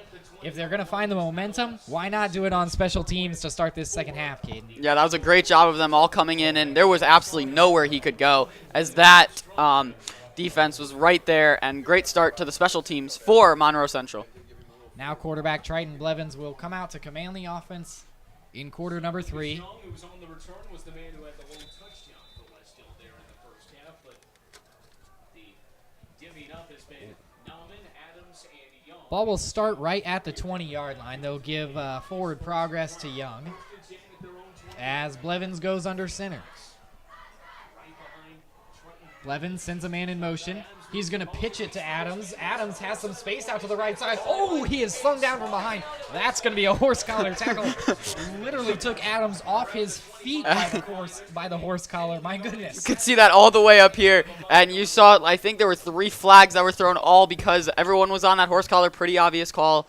This is definitely going to help the Wes-Del offense and put them in better position here. When you can see it as obviously as it was, especially up here. From up here, you know that the officials made the right call. So regardless of whether or not Adams had the yardage to move the sticks, the penalty will do it for him. And that's some better field position now for Wes-Del. I was going to say, they had him on the edge. They could have just lightly tried to either push him out of bounds or shove him out of bounds, but they went for the horse collar, and that is a huge 15-yard penalty that'll move the ball all the way up to the 40-yard line. So great pace of play for Wes-Del right now on offense. 20 yards in one play with the combination of the run and the penalty as well. On the 40-yard line now are the Warriors, trailing by 8. Under center it is Blevins. Blevins is going to hand it off again. This time it's Nauman. Nauman tries to charge his way forward right into the heart of the line. Forward progress gets him about 2 yards. The officials have been a little generous tonight, Caden, in terms of the spots like that. It looked like Nauman was eaten alive. By that defensive front. You could say that again. We've definitely seen a lot of carries where they've either gotten like a couple negative yards or 1 or 2, and they've given them like 3 or 4. So benefit of the doubt, maybe that senior night might have been going, but we'll see. You know the refs can't show favoritism, Caden. That's not. We'll see if Wes-Del can back it up here on 2nd and 8. Under center goes Blevins. He's going to hand it off again, and they'll go again to Nauman.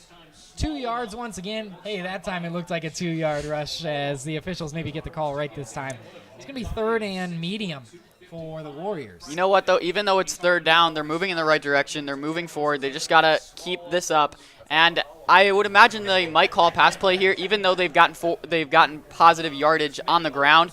Only 2 yards. It's not going to cut it on 3rd and 6. They might go a pass play here. I will say, for a team that is 0-5, the energy has been there for Wes-Del. Absolutely. That goes into what the athletic director for the Warriors said at halftime, that this team has bought into what the coaching staff has preached, as Blevins is going to go play action, as you mentioned, on 3rd down. Downfield, he lets it go wide open. It's hauled in.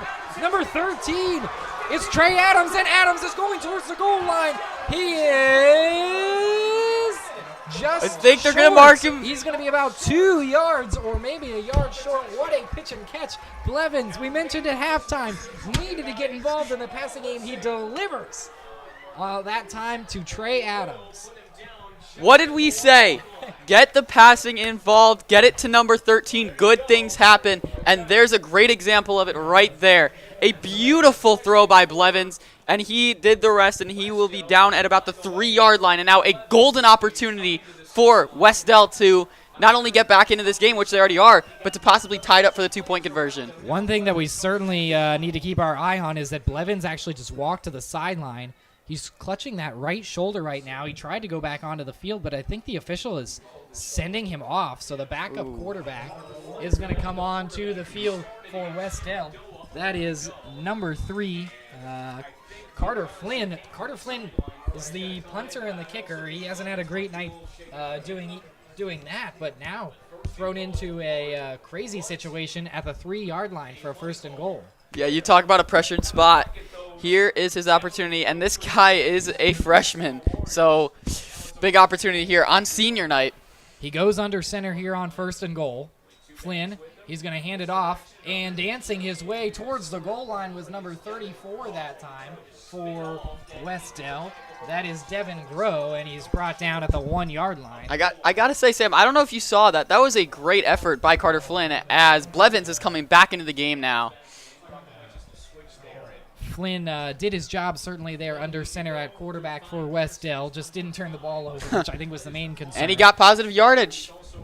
Wes-Del knocking on the door now, though, down by just a score. 8 points separating these two teams on 2nd and goal. Under center is Blevins. It's a QB keeper. Does he have the answer? There's a pile right at the goal line. No signal yet. Touchdown, Wes-Del! They have just their 3rd touchdown of the year, their 2nd tonight. It is 12-14, and we have a very good ball game. at Wes-Del High School. Can we not only talk about the fact that they're now down 2 points and already have gotten 2 touchdowns, but have used a lot of clock, and that was a great drive by Wes-Del. And obviously Blevins able to punch it in, so good thing is that he was back in the game and made that play. Now very consequential is a possible 2-point conversion here with 8:55 to play in quarter number 3. They trail by 2, as you mentioned. The kicking has not been good from Flynn tonight. So perhaps to tie this up at 14 apiece, wouldn't that be something here to start quarter number 3? From the 2-yard line, they'll get one shot at this. It's Blevins under center once more. Blevins. He's going play action, looking down at the end zone. To the back of the end zone, he lets it fly. It's hauled in. Trey Adams has a 2-point conversion. It doesn't get much more exciting than that on a 2-point conversion. We are tied at 14, Caden. How about this game? What a drive by the Wes-Del Warriors and getting that 2-point conversion. I'm about to lose my voice. This has been such an exciting game. And now we got a tie ball game at 14 here in the third quarter. As I mentioned, a great drive, but it started with Blevins, and of course, it finished with the star of the game. Trey Adams, number 13. Yeah, it was that Blevins to Adams connection that really got that drive rolling. A big pass downfield, 40-plus yards, as Adams was brought down at the 2-yard line. A few plays later, they punch it in with the QB keeper, courtesy of Blevins, and then Blevins rolls out of the pocket and finding his Adams guy in the Adams back of the end zone. Man, what a game. And also, what a great catch by Adams, because he was fighting with 2 Monroe Central defenders, able to leap up and make a catch and stay in bounds, all while Blevins was scrambling. Great play, and now we got a tie ball game, Sam. It was a crucial 2-point conversion, Caden, and we really couldn't ask for anything better here about Absolutely as we near halfway through this third quarter. Wes-Del will kick it away after tying things up at 14 apiece. There is a lot of excitement here in the student section in the stands at Wes-Del High School. Monroe Central seems a little shocked as the Warriors have tied it up. You could feel the stands kind of shaking now because they are going crazy down there. Absolutely. The student section at Wes-Del, this is the first time I've noticed them tonight. They are really excited. The cheerleaders on the sideline getting them going as well. And we've got a great game as the kickoff is actually muffed before being picked up by Justice Ullum, trying to shake free a couple of defenders, and he is thrown down at the 15-yard line. What a play to back it up on special teams for Wes-Del. How about that for a momentum shift? Well, I'll say this, Wes-Del returns the favor because remember, it was Monroe Central who threw them down on the kickoff, and now Wes-Del, they have all the momentum, and now it's going to be really interesting to see if they can respond to the pressure and right after they score the touchdown. Monroe Central has certainly been faced with some adversity so far this year, but they are deep in their own territory to start this drive with a tie ball game at 14. From the 15-yard line, Jones is under center. He's going to hand it off on first down, and punching his way up the middle goes number 5, Cole Munchell. That's his first carry of this second half. We saw a little hiatus from him, Caden, after those 2 fumbles in the first half. We did. Looks like they'll look to him again here in half number 2. Yeah, he definitely wants to redeem himself after making those 2 first half. One of them ended up being a Wes-Del touchdown. A lot of the Monroe Central team looking for redemption right now, tied at 14. Jones under center. He rolls around. It was a design QB keeper. He's going to keep those legs churning, but still isn't going to get a whole lot of yardage on second down. It was a good read that time by Wes-Del to wrap him up. Yeah, well, I think the initial thing is they expected someone in the backfield, and for Luke Jones, there was no one. So there was no, as Wes-Del was right there to swallow him up after a short game. It's been some good gang tackling on this drive from Wes-Del. There hasn't necessarily been one single player standing out on defense for the Warriors, but they are taking care of business as a unit right now, holding Monroe Central to just 14 points. They certainly have been making the tackles for sure. A big third down coming up, 3rd and 4. Jones from the shotgun. Drops back, lets it fly downfield, and it's picked off. My goodness, how about that? The second from Thornburg. Thornburg returning it down the field, trying to cut back, and he takes it all the way inside the red zone. The momentum has completely flipped. Wes-Del has a chance to perhaps take the lead for the second time tonight after the 5th turnover from Monroe Central. My goodness, what a play from Thornburg again with his second interception. have a night. Alec Thornburg, his second interception, and this puts Wes-Del in great territory to now take the lead once again and maybe punch it in for their third touchdown of the night. The self-inflicted wounds have got to be a concern right now for Monroe Central. They are a well-coached team, but it has been a sloppy night, and they are giving Wes-Del every chance to be in this game right now as Blevins goes under center to start the drive. He's going to pitch it straight away to Adams. Adams bounces back outside, trying to set the edge, takes a shot. There's a flag flying in now, perhaps holding, as there was a blocker out wide for Wes-Del, trying to hold off two defenders at once, maybe just tug the jersey a little bit there. I did see a holding there. I think a little bit too excited. He saw Adams coming out, and unfortunately there was nothing that he could do about it, but I believe this is going to be a holding and push them back. Nothing wrong with being excited. We saw that Adams was certainly excited on that run, but it does get the better of Wes-Del that time. They've been faced with these first and long situations all game, but when you're driving like that, when the momentum goes in your favor, penalties like that don't help, Caden. No, that one definitely hurts a little bit. And we've talked about they were on 1st and 25 and two times actually tonight. And on both those drives, they were not able to really – they were able to move the ball but not get a first down. It's going to be a 1st and 19, actually. Under center goes Blevins once more. We've seen him there all night. And he's going to roll to his right away. Blevins forced from the pocket, lets it go downfield, and it is incomplete. Nearly diving for the interception that time was number 14, Justice Ullum, the sophomore. And that'll bring up 2nd and long from the 24-yard line. Sorry, Kate. No, you're Monroe Central nearly just gave it, Wes-Del nearly gave it right back. And we talked about in the first half minimizing those turnovers as Monroe has already turned over one. Hopefully Wes-Del won't for their sake because they've got the momentum. The ball is in Monroe Central territory. They've got to get points here some way or another. 6:58 to play here in quarter number 3. Under center goes Blevins. 2nd and 19. He's going to hand it off up the middle. Nauman takes a shot, and the Bears read that really well to swallow him up. I got to say, I didn't love that call. It's 2nd and 19. They have ran the ball the entire night other than those great throws from Blevins. I expected a throw there on 2nd and 19 because a run play, you could see they were right there ready to tackle him. Big play on 3rd and 19 coming up because the way the kicking game has not gone tonight. So we'll see what Wes-Del has drawn up on offense here on this big 3rd down. It certainly becomes a passing situation now for sure. It has to be. 3rd and 19. No shocker, though. We'll see Blevins under center anyways. Monroe Central packing the box on defense. It is going to be a pass. It's going to be a check down, and it drops right in front of the offensive line. The Wes-Del Warriors knew better than to haul that in that time. They were not eligible receivers downfield, so it'll be 4th and forever yet again for Wes-Del. Yeah, I got to say, I didn't like the way that play developed. He was flustered immediately. The rush was coming in, and there was nothing he could do other than throw it away. And thankfully, he threw it over the middle, but there was no one there. And my goodness, it is going to be a 4th and 19, but the offense stays out there. Caden, what can you do when you have a kicking game that has struggled as much as Wes-Del's has? I mean, you can't punt the ball, so you kind of got to go for it here on 4th and 19. It's an interesting 4th down call as Blevins drops back to pass. Blevins looks to the end zone, and there's a flag downfield. That's going to be pass interference. My goodness. It might not have been a completed pass, but Blevins' throw is still going to create positive yards.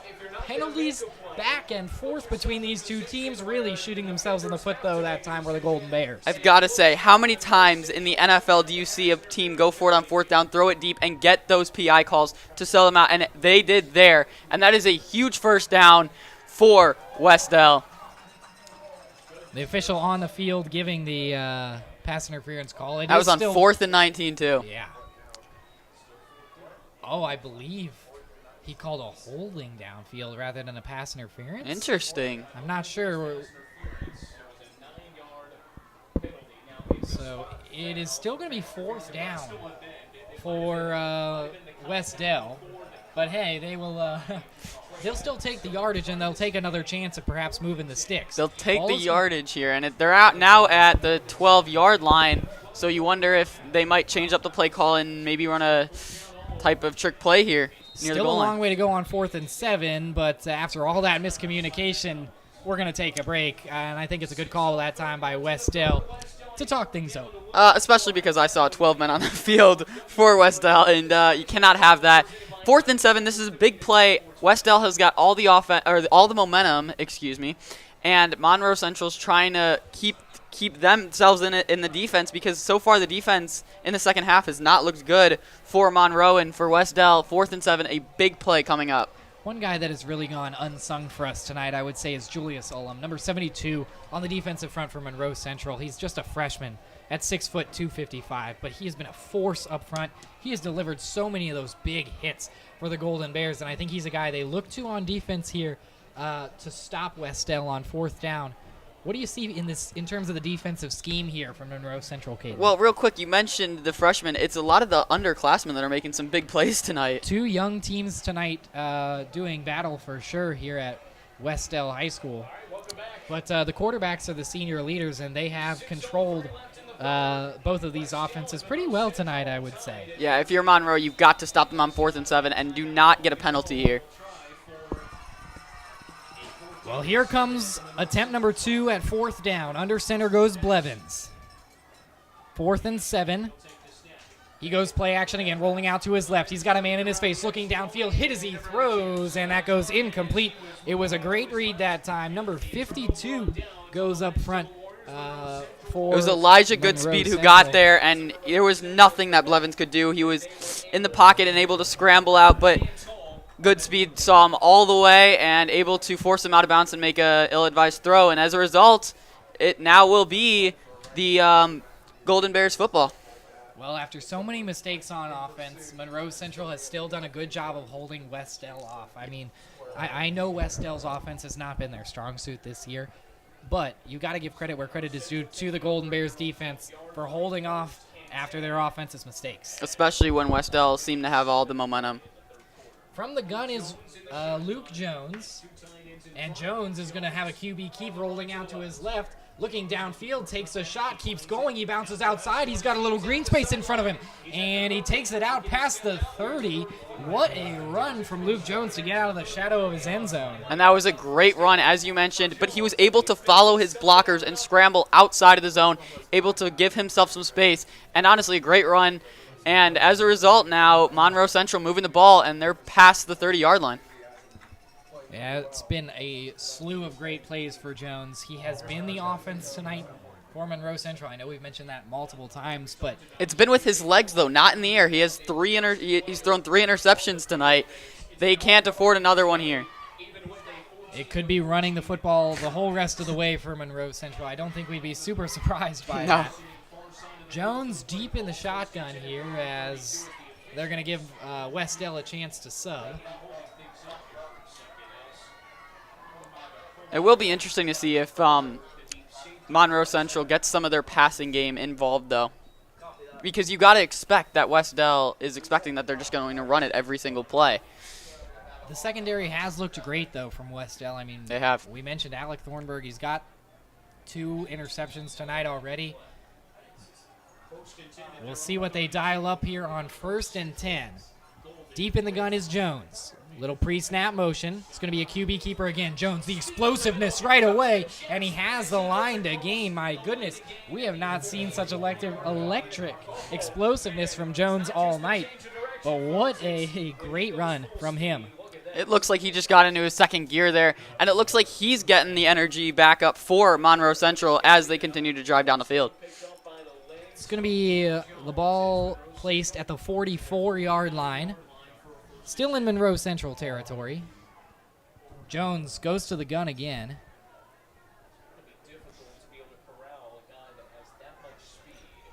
Jones gets the snap. QB keeper. Out to his right. He's doing it all with his legs, trying to direct some blocks. He's going to take a hit, keeps going, still spins his way forward for a first down. 3 straight first downs for Luke Jones on the ground, and he is taking matters into his own hands in the third quarter. It's his legs. It's his legs and his durability of able to get them down here, and he's just had some explosive plays tonight. We saw one there, but a huge missed tackle by number 44, Travis Bunch, because he was right there in the backfield but could not wrap him up. as a result, he was able to escape and get a big first down for the Golden Bears. Monroe Central has certainly showed their ability to respond here on this drive. We'll see if they can punch in a touchdown or at least some kind of points at the end of this drive, but they'll have a conversation about it first, and we'll have a conversation off the airwaves as we'll take a break here on IndianaHighSchoolSports.net after the timeout. Universal Roofing and Exteriors is a family-owned and operated business, providing care and honest service for over 30 years. Universal has always been a little bit different. Their certified and trained employees don't just provide excellent work at a fair low price. They care about their customers, simply providing great customer service. Quality, honesty, dependability. That's Universal Roofing and Exteriors. Call us today at 317-257-0779.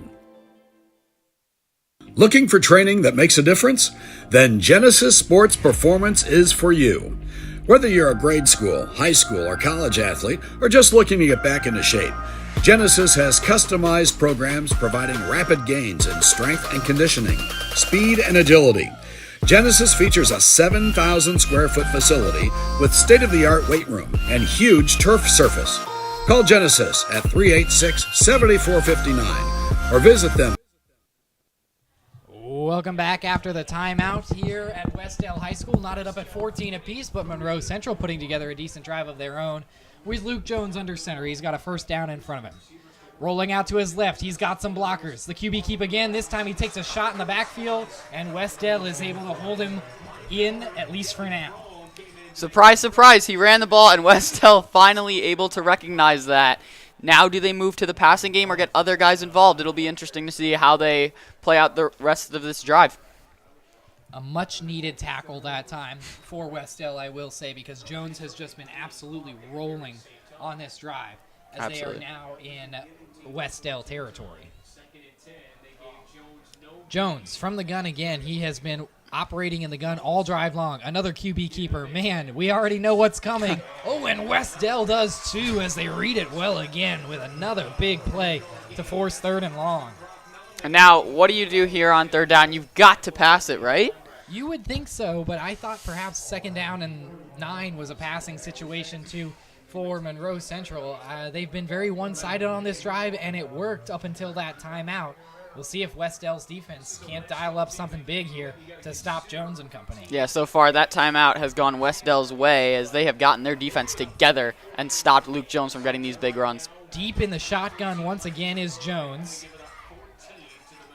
He's got nobody in the backfield with him, though, so showing pass right now are the Golden Bears. He is going to drop back to pass. He's got great protection as he dodges away from the defenders. He's going to take it down and run anyways. Out to his right now. He's got some space in front of him.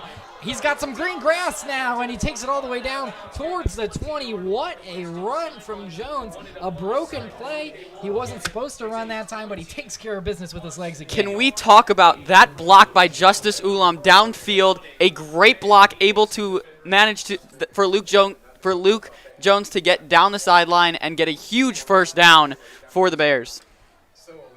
That will bring the ball actually in the red zone. It's going to be placed at the 19-yard line for 1st and 10. So Monroe Central's Luke Jones is doing everything that he can to give his team the lead once again here late in this 3rd quarter. This is a great response for the Golden Bears for sure. Absolutely. Jones has taken matters into his own hands. He's going to hand it off again. Munchell up the middle, and at 6'4", he's hard to bring down, but Wes-Del did a decent job that time. Few yards for Munchell. Did you notice how he was holding the ball? He was making sure that he was not going to fumble that ball, especially being in the red zone. They have got to capitalize here and take the lead back from Wes-Del. Munchell is lucky that he's getting carries here in the second half after 2 fumbles in the first half, but they need him right now with Hunter Page injured and not yet back in this ball game. It's 2nd and 4. They're going to give it to Munchell again, and Munchell keeps the butter churning. He's going to be about a yard short on 2nd down, so that'll bring up 3rd and 1. And look, I know they're 2 and 3 coming in, but they have 2 wins on the year, which means they have other playmakers. Can we see those guys start to make plays, especially here in the red zone, and a big 3rd down coming up? This 3rd down coming inside, 2 minutes to play in quarter number 3. Under center again is Jones. Maybe a QB sneak here for him. It will be. And he has the first down and quite a bit more. It'll be 1st and goal for Monroe Central, so this drive continues to tick, continues to click for Monroe Central. Yeah, I think I know what we might be seeing here on 1st down, that's for sure. Let's see if Wes-Del can hold them or if Monroe Central can answer that touchdown right back with one of their own. Clock is rolling at 1:45 to play here in quarter number 3.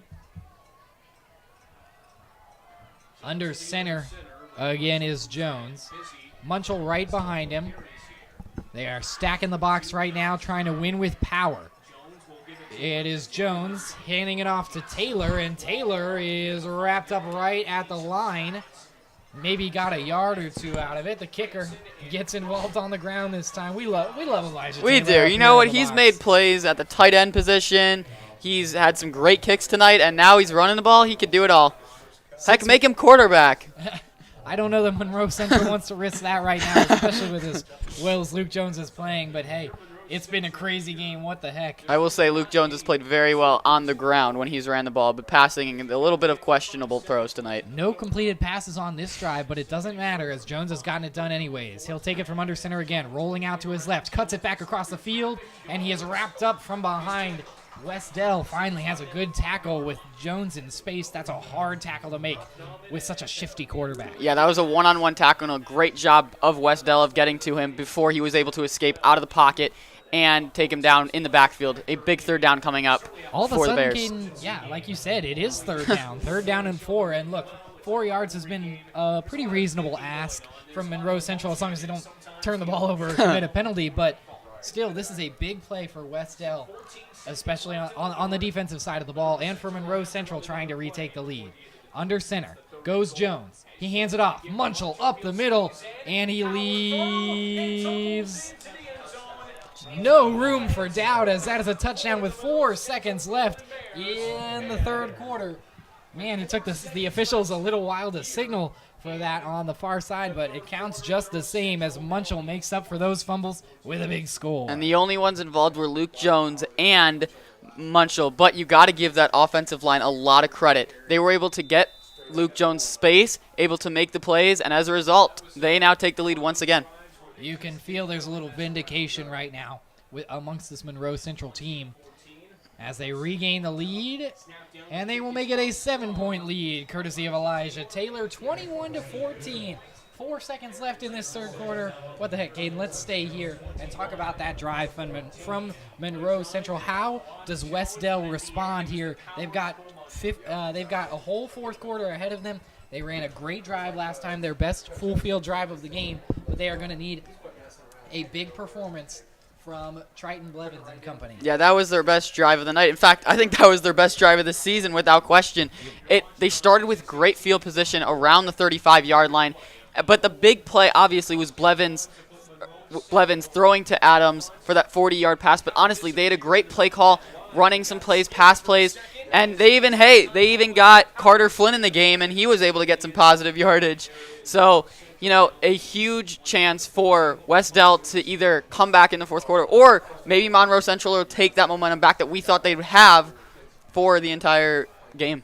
So many ways that this game can finish up. So many ways that either of these teams could come away with a victory, and it's made it for a really exciting contest here tonight at Wes-Del High School. 4 seconds up on the clock here in quarter number 3 as we await the kickoff from Elijah Taylor after his team, Monroe Central, just took a 21-14 lead over the Wes-Del Warriors. Deep to return for Wes-Del, as he has been all night, Trey Adams, number 13, as Taylor will send it away. It's a line drive kick. It's going to be fielded inside the 10 once more. Bouncing out to the outside is Young, number 24, and another great return from Young. That's the second time we've seen him gather a little momentum off the return, and that is going to end this 3rd quarter. 1 quarter left. Caden, send us out.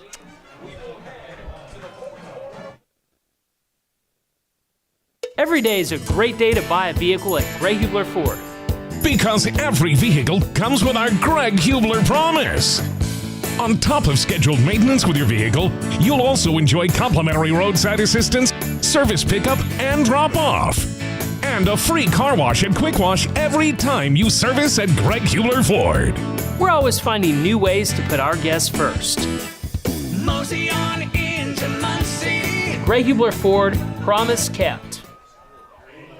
Welcome back to Wes-Del High School, ladies and gentlemen. Sam Niger, Caden Vincent with you. We're having a great time. It's been a great football game. Caden, what were you going to say before I prematurely took us to break? Hey, it's all good. Everyone needs a break now and then. But, no, I just wanted to say, remember, it was 14-14. Luke Jones threw another pick, and Wes-Del had great field position, and they were not able to score. And what was it? It was that big penalties. In the fourth quarter, they are going to have to minimize those penalties on offense to keep their drive going and to keep the momentum, because right now they're down 7. They have to be able to come back once again. Great analysis in terms of the penalties. They're going to need a lot of things to go right on this drive. They haven't had a whole lot of offensive success, despite the fact that this game has been very close. It's been a very defensive-centric game. And, hey, they've doubled their touchdowns the entire season with tonight, 2 touchdowns. Let's just see how they can respond to the pressure. Certainly a lot to be happy with tonight for Wes-Del, but what would make them the happiest, of course, is coming away with a win, and they have a chance to here at the start of the fourth quarter. They'll start with Blevins under center. And never mind, we'll start with a timeout. Here in quarter number 4, we'll take a real break this time along with these teams. Until then, we'll be right back here on IndianaHighSchoolSports.net, driven by Greg Hubler. Universal Roofing and Exteriors is a family-owned and operated business, providing care and honest service for over 30 years. Universal has always been a little bit different. Their certified and trained employees don't just provide excellent work at a fair low price. They care about their customers, simply providing great customer service. Quality, honesty, dependability. That's Universal Roofing and Exteriors. Call us today at 317-257-0779. Every day is a great day to buy a vehicle at Greg Hubler Ford. Because every vehicle comes with our Greg Hubler promise. On top of scheduled maintenance with your vehicle, you'll also enjoy complimentary roadside assistance, service pickup, and drop-off. And a free car wash and quick wash every time you service at Greg Hubler Ford. We're always finding new ways to put our guests first. Mosey on into Muncie. Greg Hubler Ford, promise kept. Welcome back, ladies and gentlemen, to Wes-Del High School, where the Warriors take over on the offensive side of the ball in their own territory at the 42. They trail by 7. It's Blevins under center. Play clock still at 10. Blevins to snap it. And he's going to hand it away to Adams, and the Monroe Central defense is all over him. So after the touchdown, they answer with a big defensive play, and that is a big loss for Wes-Del on first down. Yeah, that was a great play there, as finally they're able to get to them. But now, is Wes-Del going to switch around their offense, or are they going to keep it the run game? It's going to be about a 2nd and 12, so not too long compared to what they've seen. They've seen a lot of especially on those penalties that we talked about, yeah. There's been a lot of deficit in terms of the yardage for Wes-Del. They've handled it well on some drives. On others, they've been very unsuccessful, but they could certainly use some success here early in quarter number 4. Blevins under center. He's going to hand it off again, and again, it's a stonewall defense from Monroe Central, and it looks like there was a little extracurriculars there, but let the defense eat. Julius Ullum got in there, as did Logan Horn, the big boys up front. I gotta say, I'm a little bit surprised because they blew the whistle very fast, and they still kind of, I wouldn't say threw him down, but pushed him down to the ground. But let the kids play. Yeah, I'm not opposed to that at all.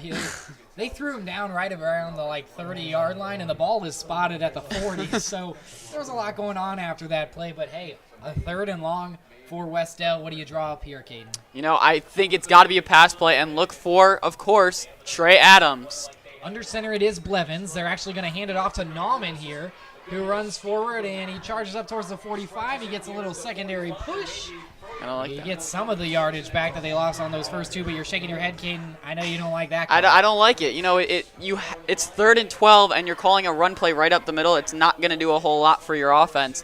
And as a result, now they have a big 4th down here in the 4th quarter. And it looks like they're going to trust their defense here and punt it away. Punter Carter Flynn is on the field. Careful. It is the 4th, and it is senior night. You could see some trickery. It would be. It wouldn't surprise us. We did talk about that earlier. With as much craziness as we have seen tonight. But, man, this has just been a great game. We'll see if this is a clean punt, though, from Flynn. It is, and it's actually going to be a pretty decent one. Muffed, but Olam picks it back up. He's going to run out to his right now before being hauled down. So he avoids a catastrophe there. Luckily, it bounced right back up into his hands, but so that wouldn't surprise us either if we saw a turnover on the punt. No. What a night, Kate. Especially with Olam, because that is his second muffed punt tonight. That would have been the 6th turnover, and something you definitely do not want to be number one in. But, I feel like Monroe, they have the ball now. It'll be interesting to see. Obviously, we know they're going to run the ball, but can Wes-Del finally stop Jones and that offense and get the ball right back, or will Monroe just run them right down the field? Luke Jones certainly did that on the last drive, running them down the field. He had a dominant drive to end quarter number 3. He goes under center to start here on this drive. He rolls out to his left right away, and Jones takes a hit right around the line of scrimmage and falls forward for about 3 yards. About 2nd and 7 coming up here with 9.5 to play in the game. I saw Dalton Cummins right there with like a little bit of a push, a very interesting tactic. You got to make sure the refs don't call that because you cannot afford any penalties, especially late in this game, for either team. It is going to bring up 2nd and 7 after perhaps a missed call from the officials there. Monroe Central will certainly take it, though, up 7. Clock continues to roll. Jones under center goes hard count. This time he's going to hand it off to Munchell. Munchell has some space forward, and he got those legs churning and picks up the yardage that he needed and some. Moves the sticks. It's a new first down. I got to say, Munchell really making up. Even though he hasn't had a touchdown and any big plays, he's definitely made it up for those 2 turnovers, definitely. Well, Monroe Central started the game handing it off to Munchell a lot. He had those 2 turnovers, as you mentioned, kind of came out of the game for a little bit, and now in this second half, he's getting his second chance, making the most of it. His touchdown's the difference right now, and they're going to him a lot. Again, we just pray that Hunter Page does get better and fast real soon. Page was hurt in the second quarter as Munchell gets the call once again, and Munchell charges forward into the secondary. He will not be stopped now, so the ground game is taking over for Monroe Central as they try to run this game into the ground. There's absolutely no answer right now for this Wes-Del defense. They are running them right down the field. What I said just cannot happen if you're Wes-Del and if you're Monroe. Keep that pedal moving. Keep it moving. They're just going to keep running the ball, and right now Wes-Del just cannot stop them. Looks like Jones is going to go under center once more with a fresh set of downs. They're getting deep into Wes-Del territory now from the 35. Rolling right is Jones. He's going to keep it once again. Pushes his blockers in front of him, and he's just riding his blocker up the field for another first down. And he just cannot be stopped right now. And, even though it's only Jones and Munchell who are really doing the heavy work, you got to give a lot of credit right now to the coaching staff because they're switching it up and they're making sure that Wes-Del is off balance and off their feet. It is hard to run the football when everybody knows that you're going to run the football, Caden. But they're switching it up, so it's able to work for them. It has been a very successful fourth quarter, especially running the football for Monroe Central. And that fourth quarter clock continues to wind down. Time starting to slip away for sure if you're a Wes-Del fan. First down from the 25, it's Monroe Central. Jones gives it to Munchell right away. Munchell tries to shed a tackler, still picks up a yard or two, but he's hauled down quickly by the Warriors' defense. Yeah, Wes-Del finally able to realize, hey, they're running the ball. Let's stop them. But that was a great play by the Wes-Del defense. They're going to need another one here on second down and medium. And it looks like there's going to be a timeout spent after a little miscommunication. Monroe Central decides to talk things over. We'll take a break with them here on IndianaHighSchoolSports.net, driven by Greg Hubler Ford. Every day is a great day to buy a vehicle at Greg Hubler Ford. Because every vehicle comes with our Greg Hubler promise. On top of scheduled maintenance with your vehicle, you'll also enjoy complimentary roadside assistance, service pickup, and drop-off. And a free car wash and quick wash every time you service at Greg Hubler Ford. We're always finding new ways to put our guests first. Mosey on into Muncie. Greg Hubler Ford, promise kept. Universal Roofing and Exteriors is a family-owned and operated business, providing care and honest service for over 30 years. Universal has always been a little bit different. Their certified and trained employees don't just provide excellent work at a fair low price. They care about their customers, simply providing great customer service. Quality, honesty, dependability. That's Universal Roofing and Exteriors. Call us today at 317-257-0779. Monroe Central driving deep into Wes-Del territory here at Wes-Del High School. A 7-point lead right now for Monroe Central on IndianaHighSchoolSports.net, and quarterback Luke Jones commanding this offense in quarter number 4 looks to add to his total. He goes under center now on 2nd and 7. He hands it off to Munchell. Munchell hauled down again. It took a little extra effort that time by the Wes-Del defense. Coming up big that time was Luke Powers, number 76. The freshman hauls down a big boy and forces 3rd down. Now, I got to say, if I'm Wes-Del, here's what I'm thinking. Luke Jones is going to have the ball, but he's going to call a play action and then escape to the right side. And they have to be ready for that. If they're not, they're going to catch him off balance, and Luke Jones is going to get another 1st down and keep that clock moving. A bold prediction from Caden, but hey, we've been psychics all night. We'll see what they have on 3rd down. They're going to give it to Munchell. Okay, well. And Munchell charges forward for a 1st down, and he'll actually go inside the 10 or right at that 10-yard line. It'll be 1st and goal. I think Wes-Del also knew what I was doing, so instead they went back to the run game and had it off to Munchell. But a great job, Munchell, of forcing contact, going forward, and getting a big 1st down. Hey, I appreciate the fact that you're channeling your inner Tony Romo, trying to predict the play before it happens. Why not? Hey, he's a great football player and a great broadcaster. It's going to be 1st down and 10 from the 10. It'll be 1st goal. Or 1st and goal as Jones rolls out to his right for another design QB keeper. Cuts it back. He's still going, and he goes towards the pylon. Touchdown! He does it himself, dodging his way through the defense, and he puts his team up by 2 scores. That could be all she wrote, Caden. So I meant the second play he would escape to the right side and run outside. But great run. Again, great blocking, and honestly, you could feel that Monroe's got all the momentum now, and they might be headed home with a W. But it is still 6 minutes left. You never know. This has been a wild game, and it could only get crazier from here. Well, we'll see if there's any craziness here on this extra point, but Taylor's been pretty much money on the whole evening to make it a 14-point game.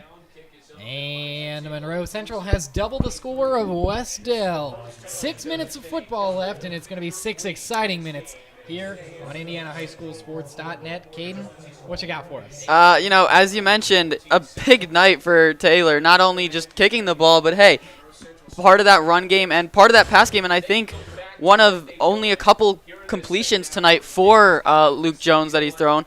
But honestly, that was a great drive once again, able to go right down the field. And frankly, Wes-Del just cannot stop that run game. So Wes-Del's offense, they can't just run the ball every time right now. They got to go passing plays, and they got to do it fast. 6 minutes left, down 2 touchdowns, and the kicking game isn't the best, so they're definitely going to have to get some 2-point conversions for sure. One thing about getting the 2-point conversions, though, they are down by 2 scores, as you mentioned. But if they miss that first 2-point conversion, if they somehow find the end zone again, they could still possibly tie this game up. But there's a lot of football left to be played before then. Let's not get too ahead of ourselves. I gotta check myself here. We can't have 2 Tony Romos up in the broadcast booth as Taylor is about to send it away for another kickoff.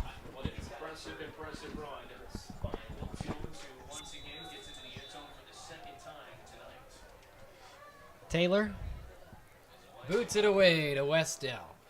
It is received by Adams. Excuse me, that is not Adams, that's Corbin Price. And Price rolls outside to about the 30-yard line where he's dragged out of bounds with 5:59 to go in the game. I got to wonder why Trey Adams wasn't out there. He's had 2 great returns and both gotten really past the 30, 35-yard line. So surprised that Price was able to take it, but hey, this is their chance. They're at the 26-yard line. They've got to score here. We've got really the closest game in the East Central Indiana area.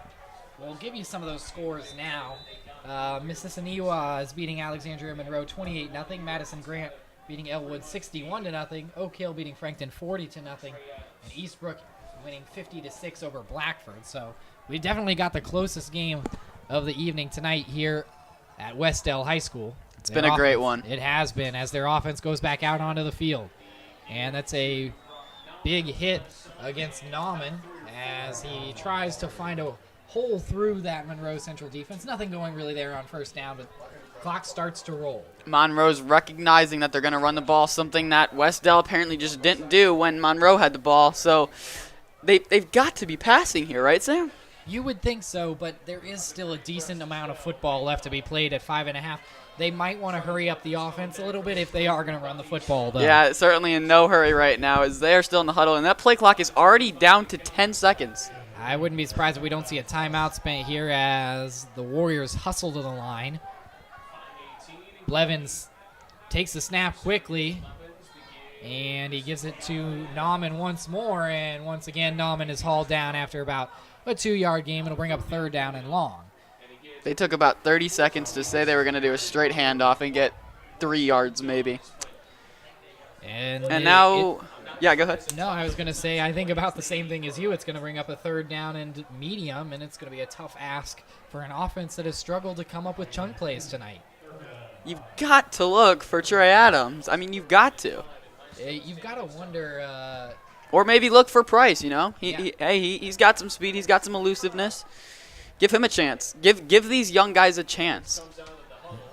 Well, they've got a big chance here on 3rd down to make some people question their opinion on Wes-Del, but it's a great read by Monroe Central on 3rd down to shut down the offense. It'll be 4th and long now, Caden. The only reason I can understand that they did a run play is because maybe that Monroe thought they were going to do a pass play and ended up switching at last call.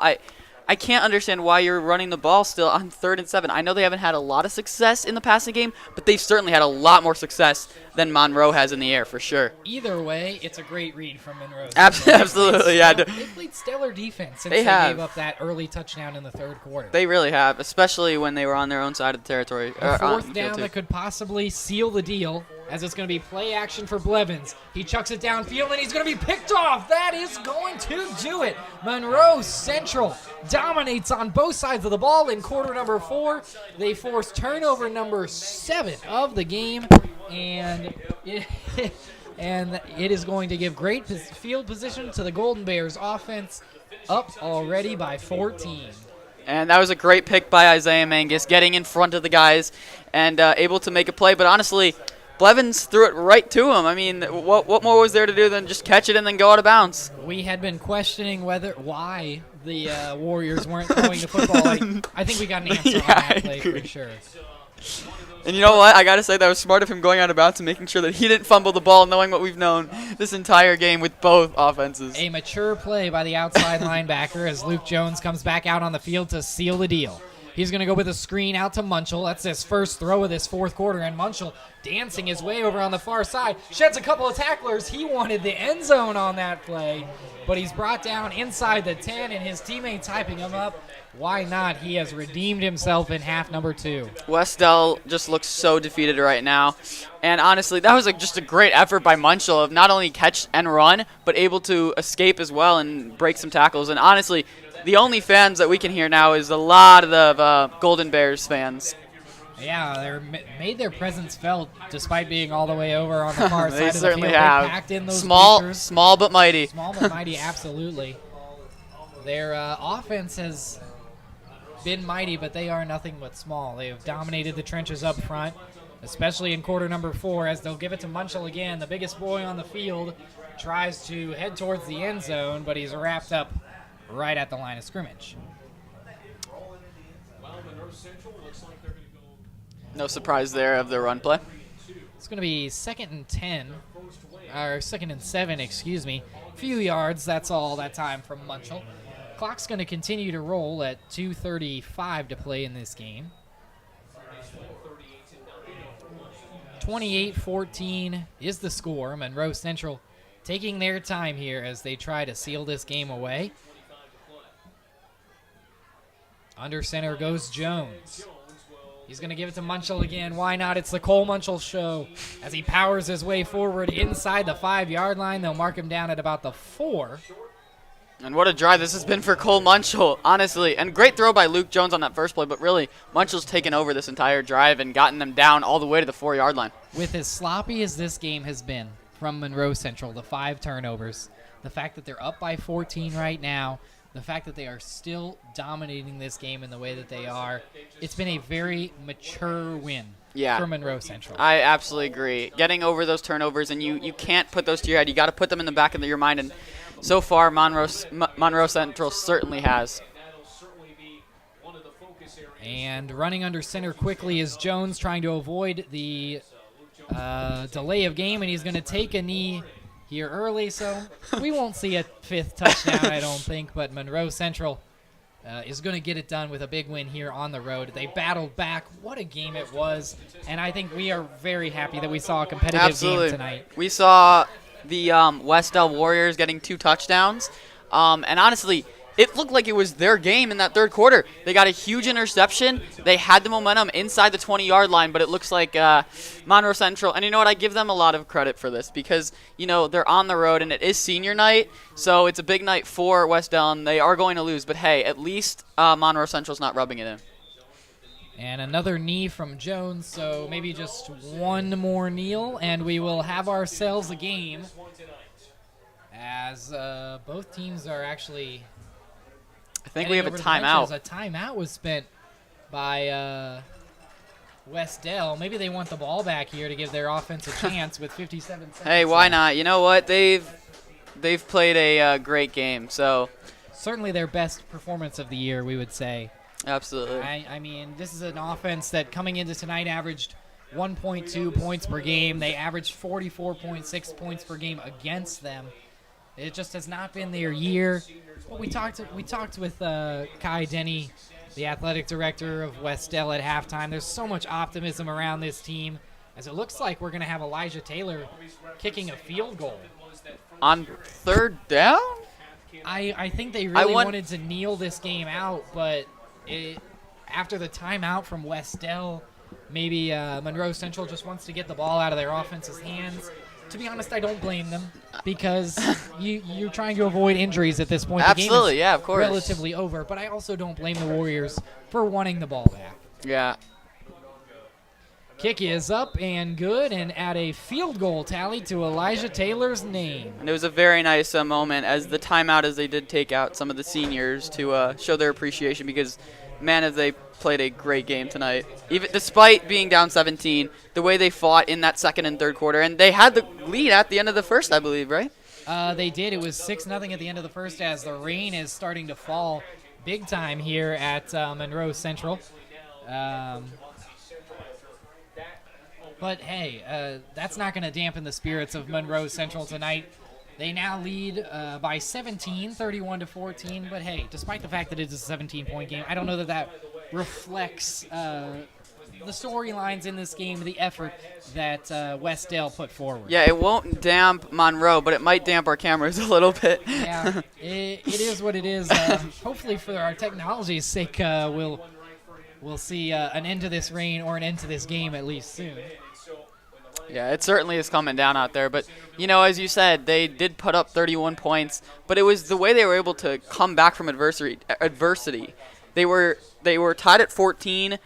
It seemed like Wes-Del had control, and then Monroe was able to step up thanks to their leaders, Luke Jones, and, of course, Cole Munchel. Jones and Munchel have dominated quarter number 4 as the ball is going to be sent back towards the end zone of Wes-Del. It's going to be fielded right at the goal line. On the far side, it's Price, and Price gets to right about the 20 before being brought down with 46 seconds to play. So a few more offensive plays for the Warriors now before this game is put in the books. But, yeah, as we mentioned, this has been a great fight and honestly a great game. Absolutely it has. This has been one of the closest fights that Wes-Del has had all year. They've been shut out in 4 straight games. They more than doubled their total scoring on the season in tonight alone. There's a lot of positives for Wes-Del to take home. And as for Monroe Central, they're a team that was 1 game below 500. They're 2-3. A lot of expectations coming into this year for the Golden Bears after the performance they put up last year, winning their sectional matchup. but I think both teams can be happy at the end of the night. Of course, Monroe Central is going to be celebrating with the win, but Wes-Del certainly taking some positives away as well. Yeah, absolutely. The way that Wes-Del has been able to play tonight, and also Monroe Central, despite winning 31-14 and looking like a heavy win, it was a close game throughout. You've got to give Wes-Del a ton of credit, but also do you look forward to those next games that Monroe Central cannot afford or have 5 turnovers? If they want to compete and be what they were last year, they cannot have that many turnovers next week. Now, it is a new quarterback in Luke Jones. It's his first year playing quarterback, but this is game number 6, and it was honestly one of their sloppier ones, especially in the first half. They did have one second-half turnover that, fortunately for them, Wes-Del was not able to capitalize Thanks on. to a penalty. Yeah. And it was those penalties that really cost them and kind of switched the momentum of this game. It was not the score line does not reflect the sloppy nature Absolutely of this game, as there's a fumble to end the game. Why not? Turnover number 8, and the clock is going to stop at 3 seconds to go, and Monroe Central will celebrate. The defense comes up big in the wet and slippery conditions. Yeah, We'll have one more play before this game is over. I don't think we're going to see a kneel down and them run down to their goalpost just like they did when the Bears did. But I believe that is actually the game. They will run out the clock to seal the deal. It was not the prettiest win for Monroe Central by any stretch of the imagination. A win is a win. But a win is a win. As you said, they got it done on the road. As for Wes-Del, they score the most points they have all season. We had a great game. Final score, 31-14. We are going to head to our final commercial breaks, and then we will send you out courtesy of my boss, Steve Hartley. Until then, this is Sam Niger with Caden Vincent. We're going to be signing off here on IndianaHighSchoolSports.net. Thank you so much for joining us. We hope to see you back next week at Delta High School. Every day is a great day to buy a vehicle at Greg Hubler Ford. Because every vehicle comes with our Greg Hubler promise. On top of scheduled maintenance with your vehicle, you'll also enjoy complimentary roadside assistance, service pickup, and drop-off. And a free car wash and quick wash every time you service at Greg Hubler Ford. We're always finding new ways to put our guests first. Mosey on into Muncie. Greg Hubler Ford, promise kept. Universal Roofing and Exteriors is a family-owned and operated business, providing care and honest service for over 30 years. Universal has always been a little bit different. Their certified and trained employees don't just provide excellent work at a fair low price. They care about their customers, simply providing great customer service. Quality, honesty, dependability. That's Universal Roofing and Exteriors. Call us today at 317-257-0779. Looking for training that makes a difference? Then Genesis Sports Performance is for you. Whether you're a grade school, high school, or college athlete, or just looking to get back into shape, Genesis has customized programs providing rapid gains in strength and conditioning, speed and agility. Genesis features a 7,000 square foot facility with state-of-the-art weight room and huge turf surface. Call Genesis at 386-7459 or visit them at genesissportsperformance.com. Hi, I'm Steve Hartley, owner and founder of High Gear Marketing, a digital advertising company focusing on data to help businesses improve market share and drive new customers. Are you tired with the lack of accountability from your current vendors? Are you frustrated with your return on investment? Well, my program is different. You actually don't pay unless you sell something. High Gear Marketing takes all the risk. You have zero to lose. If you're interested, text me at 317-523-4100. Tonight's game on IndianaHighSchoolSports.net has been driven by Greg Hubler Ford, located at the corner of McGalliard and Nebo Road in Muncie, or visit them at GregHublerAuto.com. And brought to you in part by Universal Roofing and Exteriors. Visit Universal at universalrfg.com. By Genesis Sports Performance. Visit Genesis at genesissportsperformance.com. And by High Gear Marketing at highgearmktg.com. This has been a presentation of Indiana High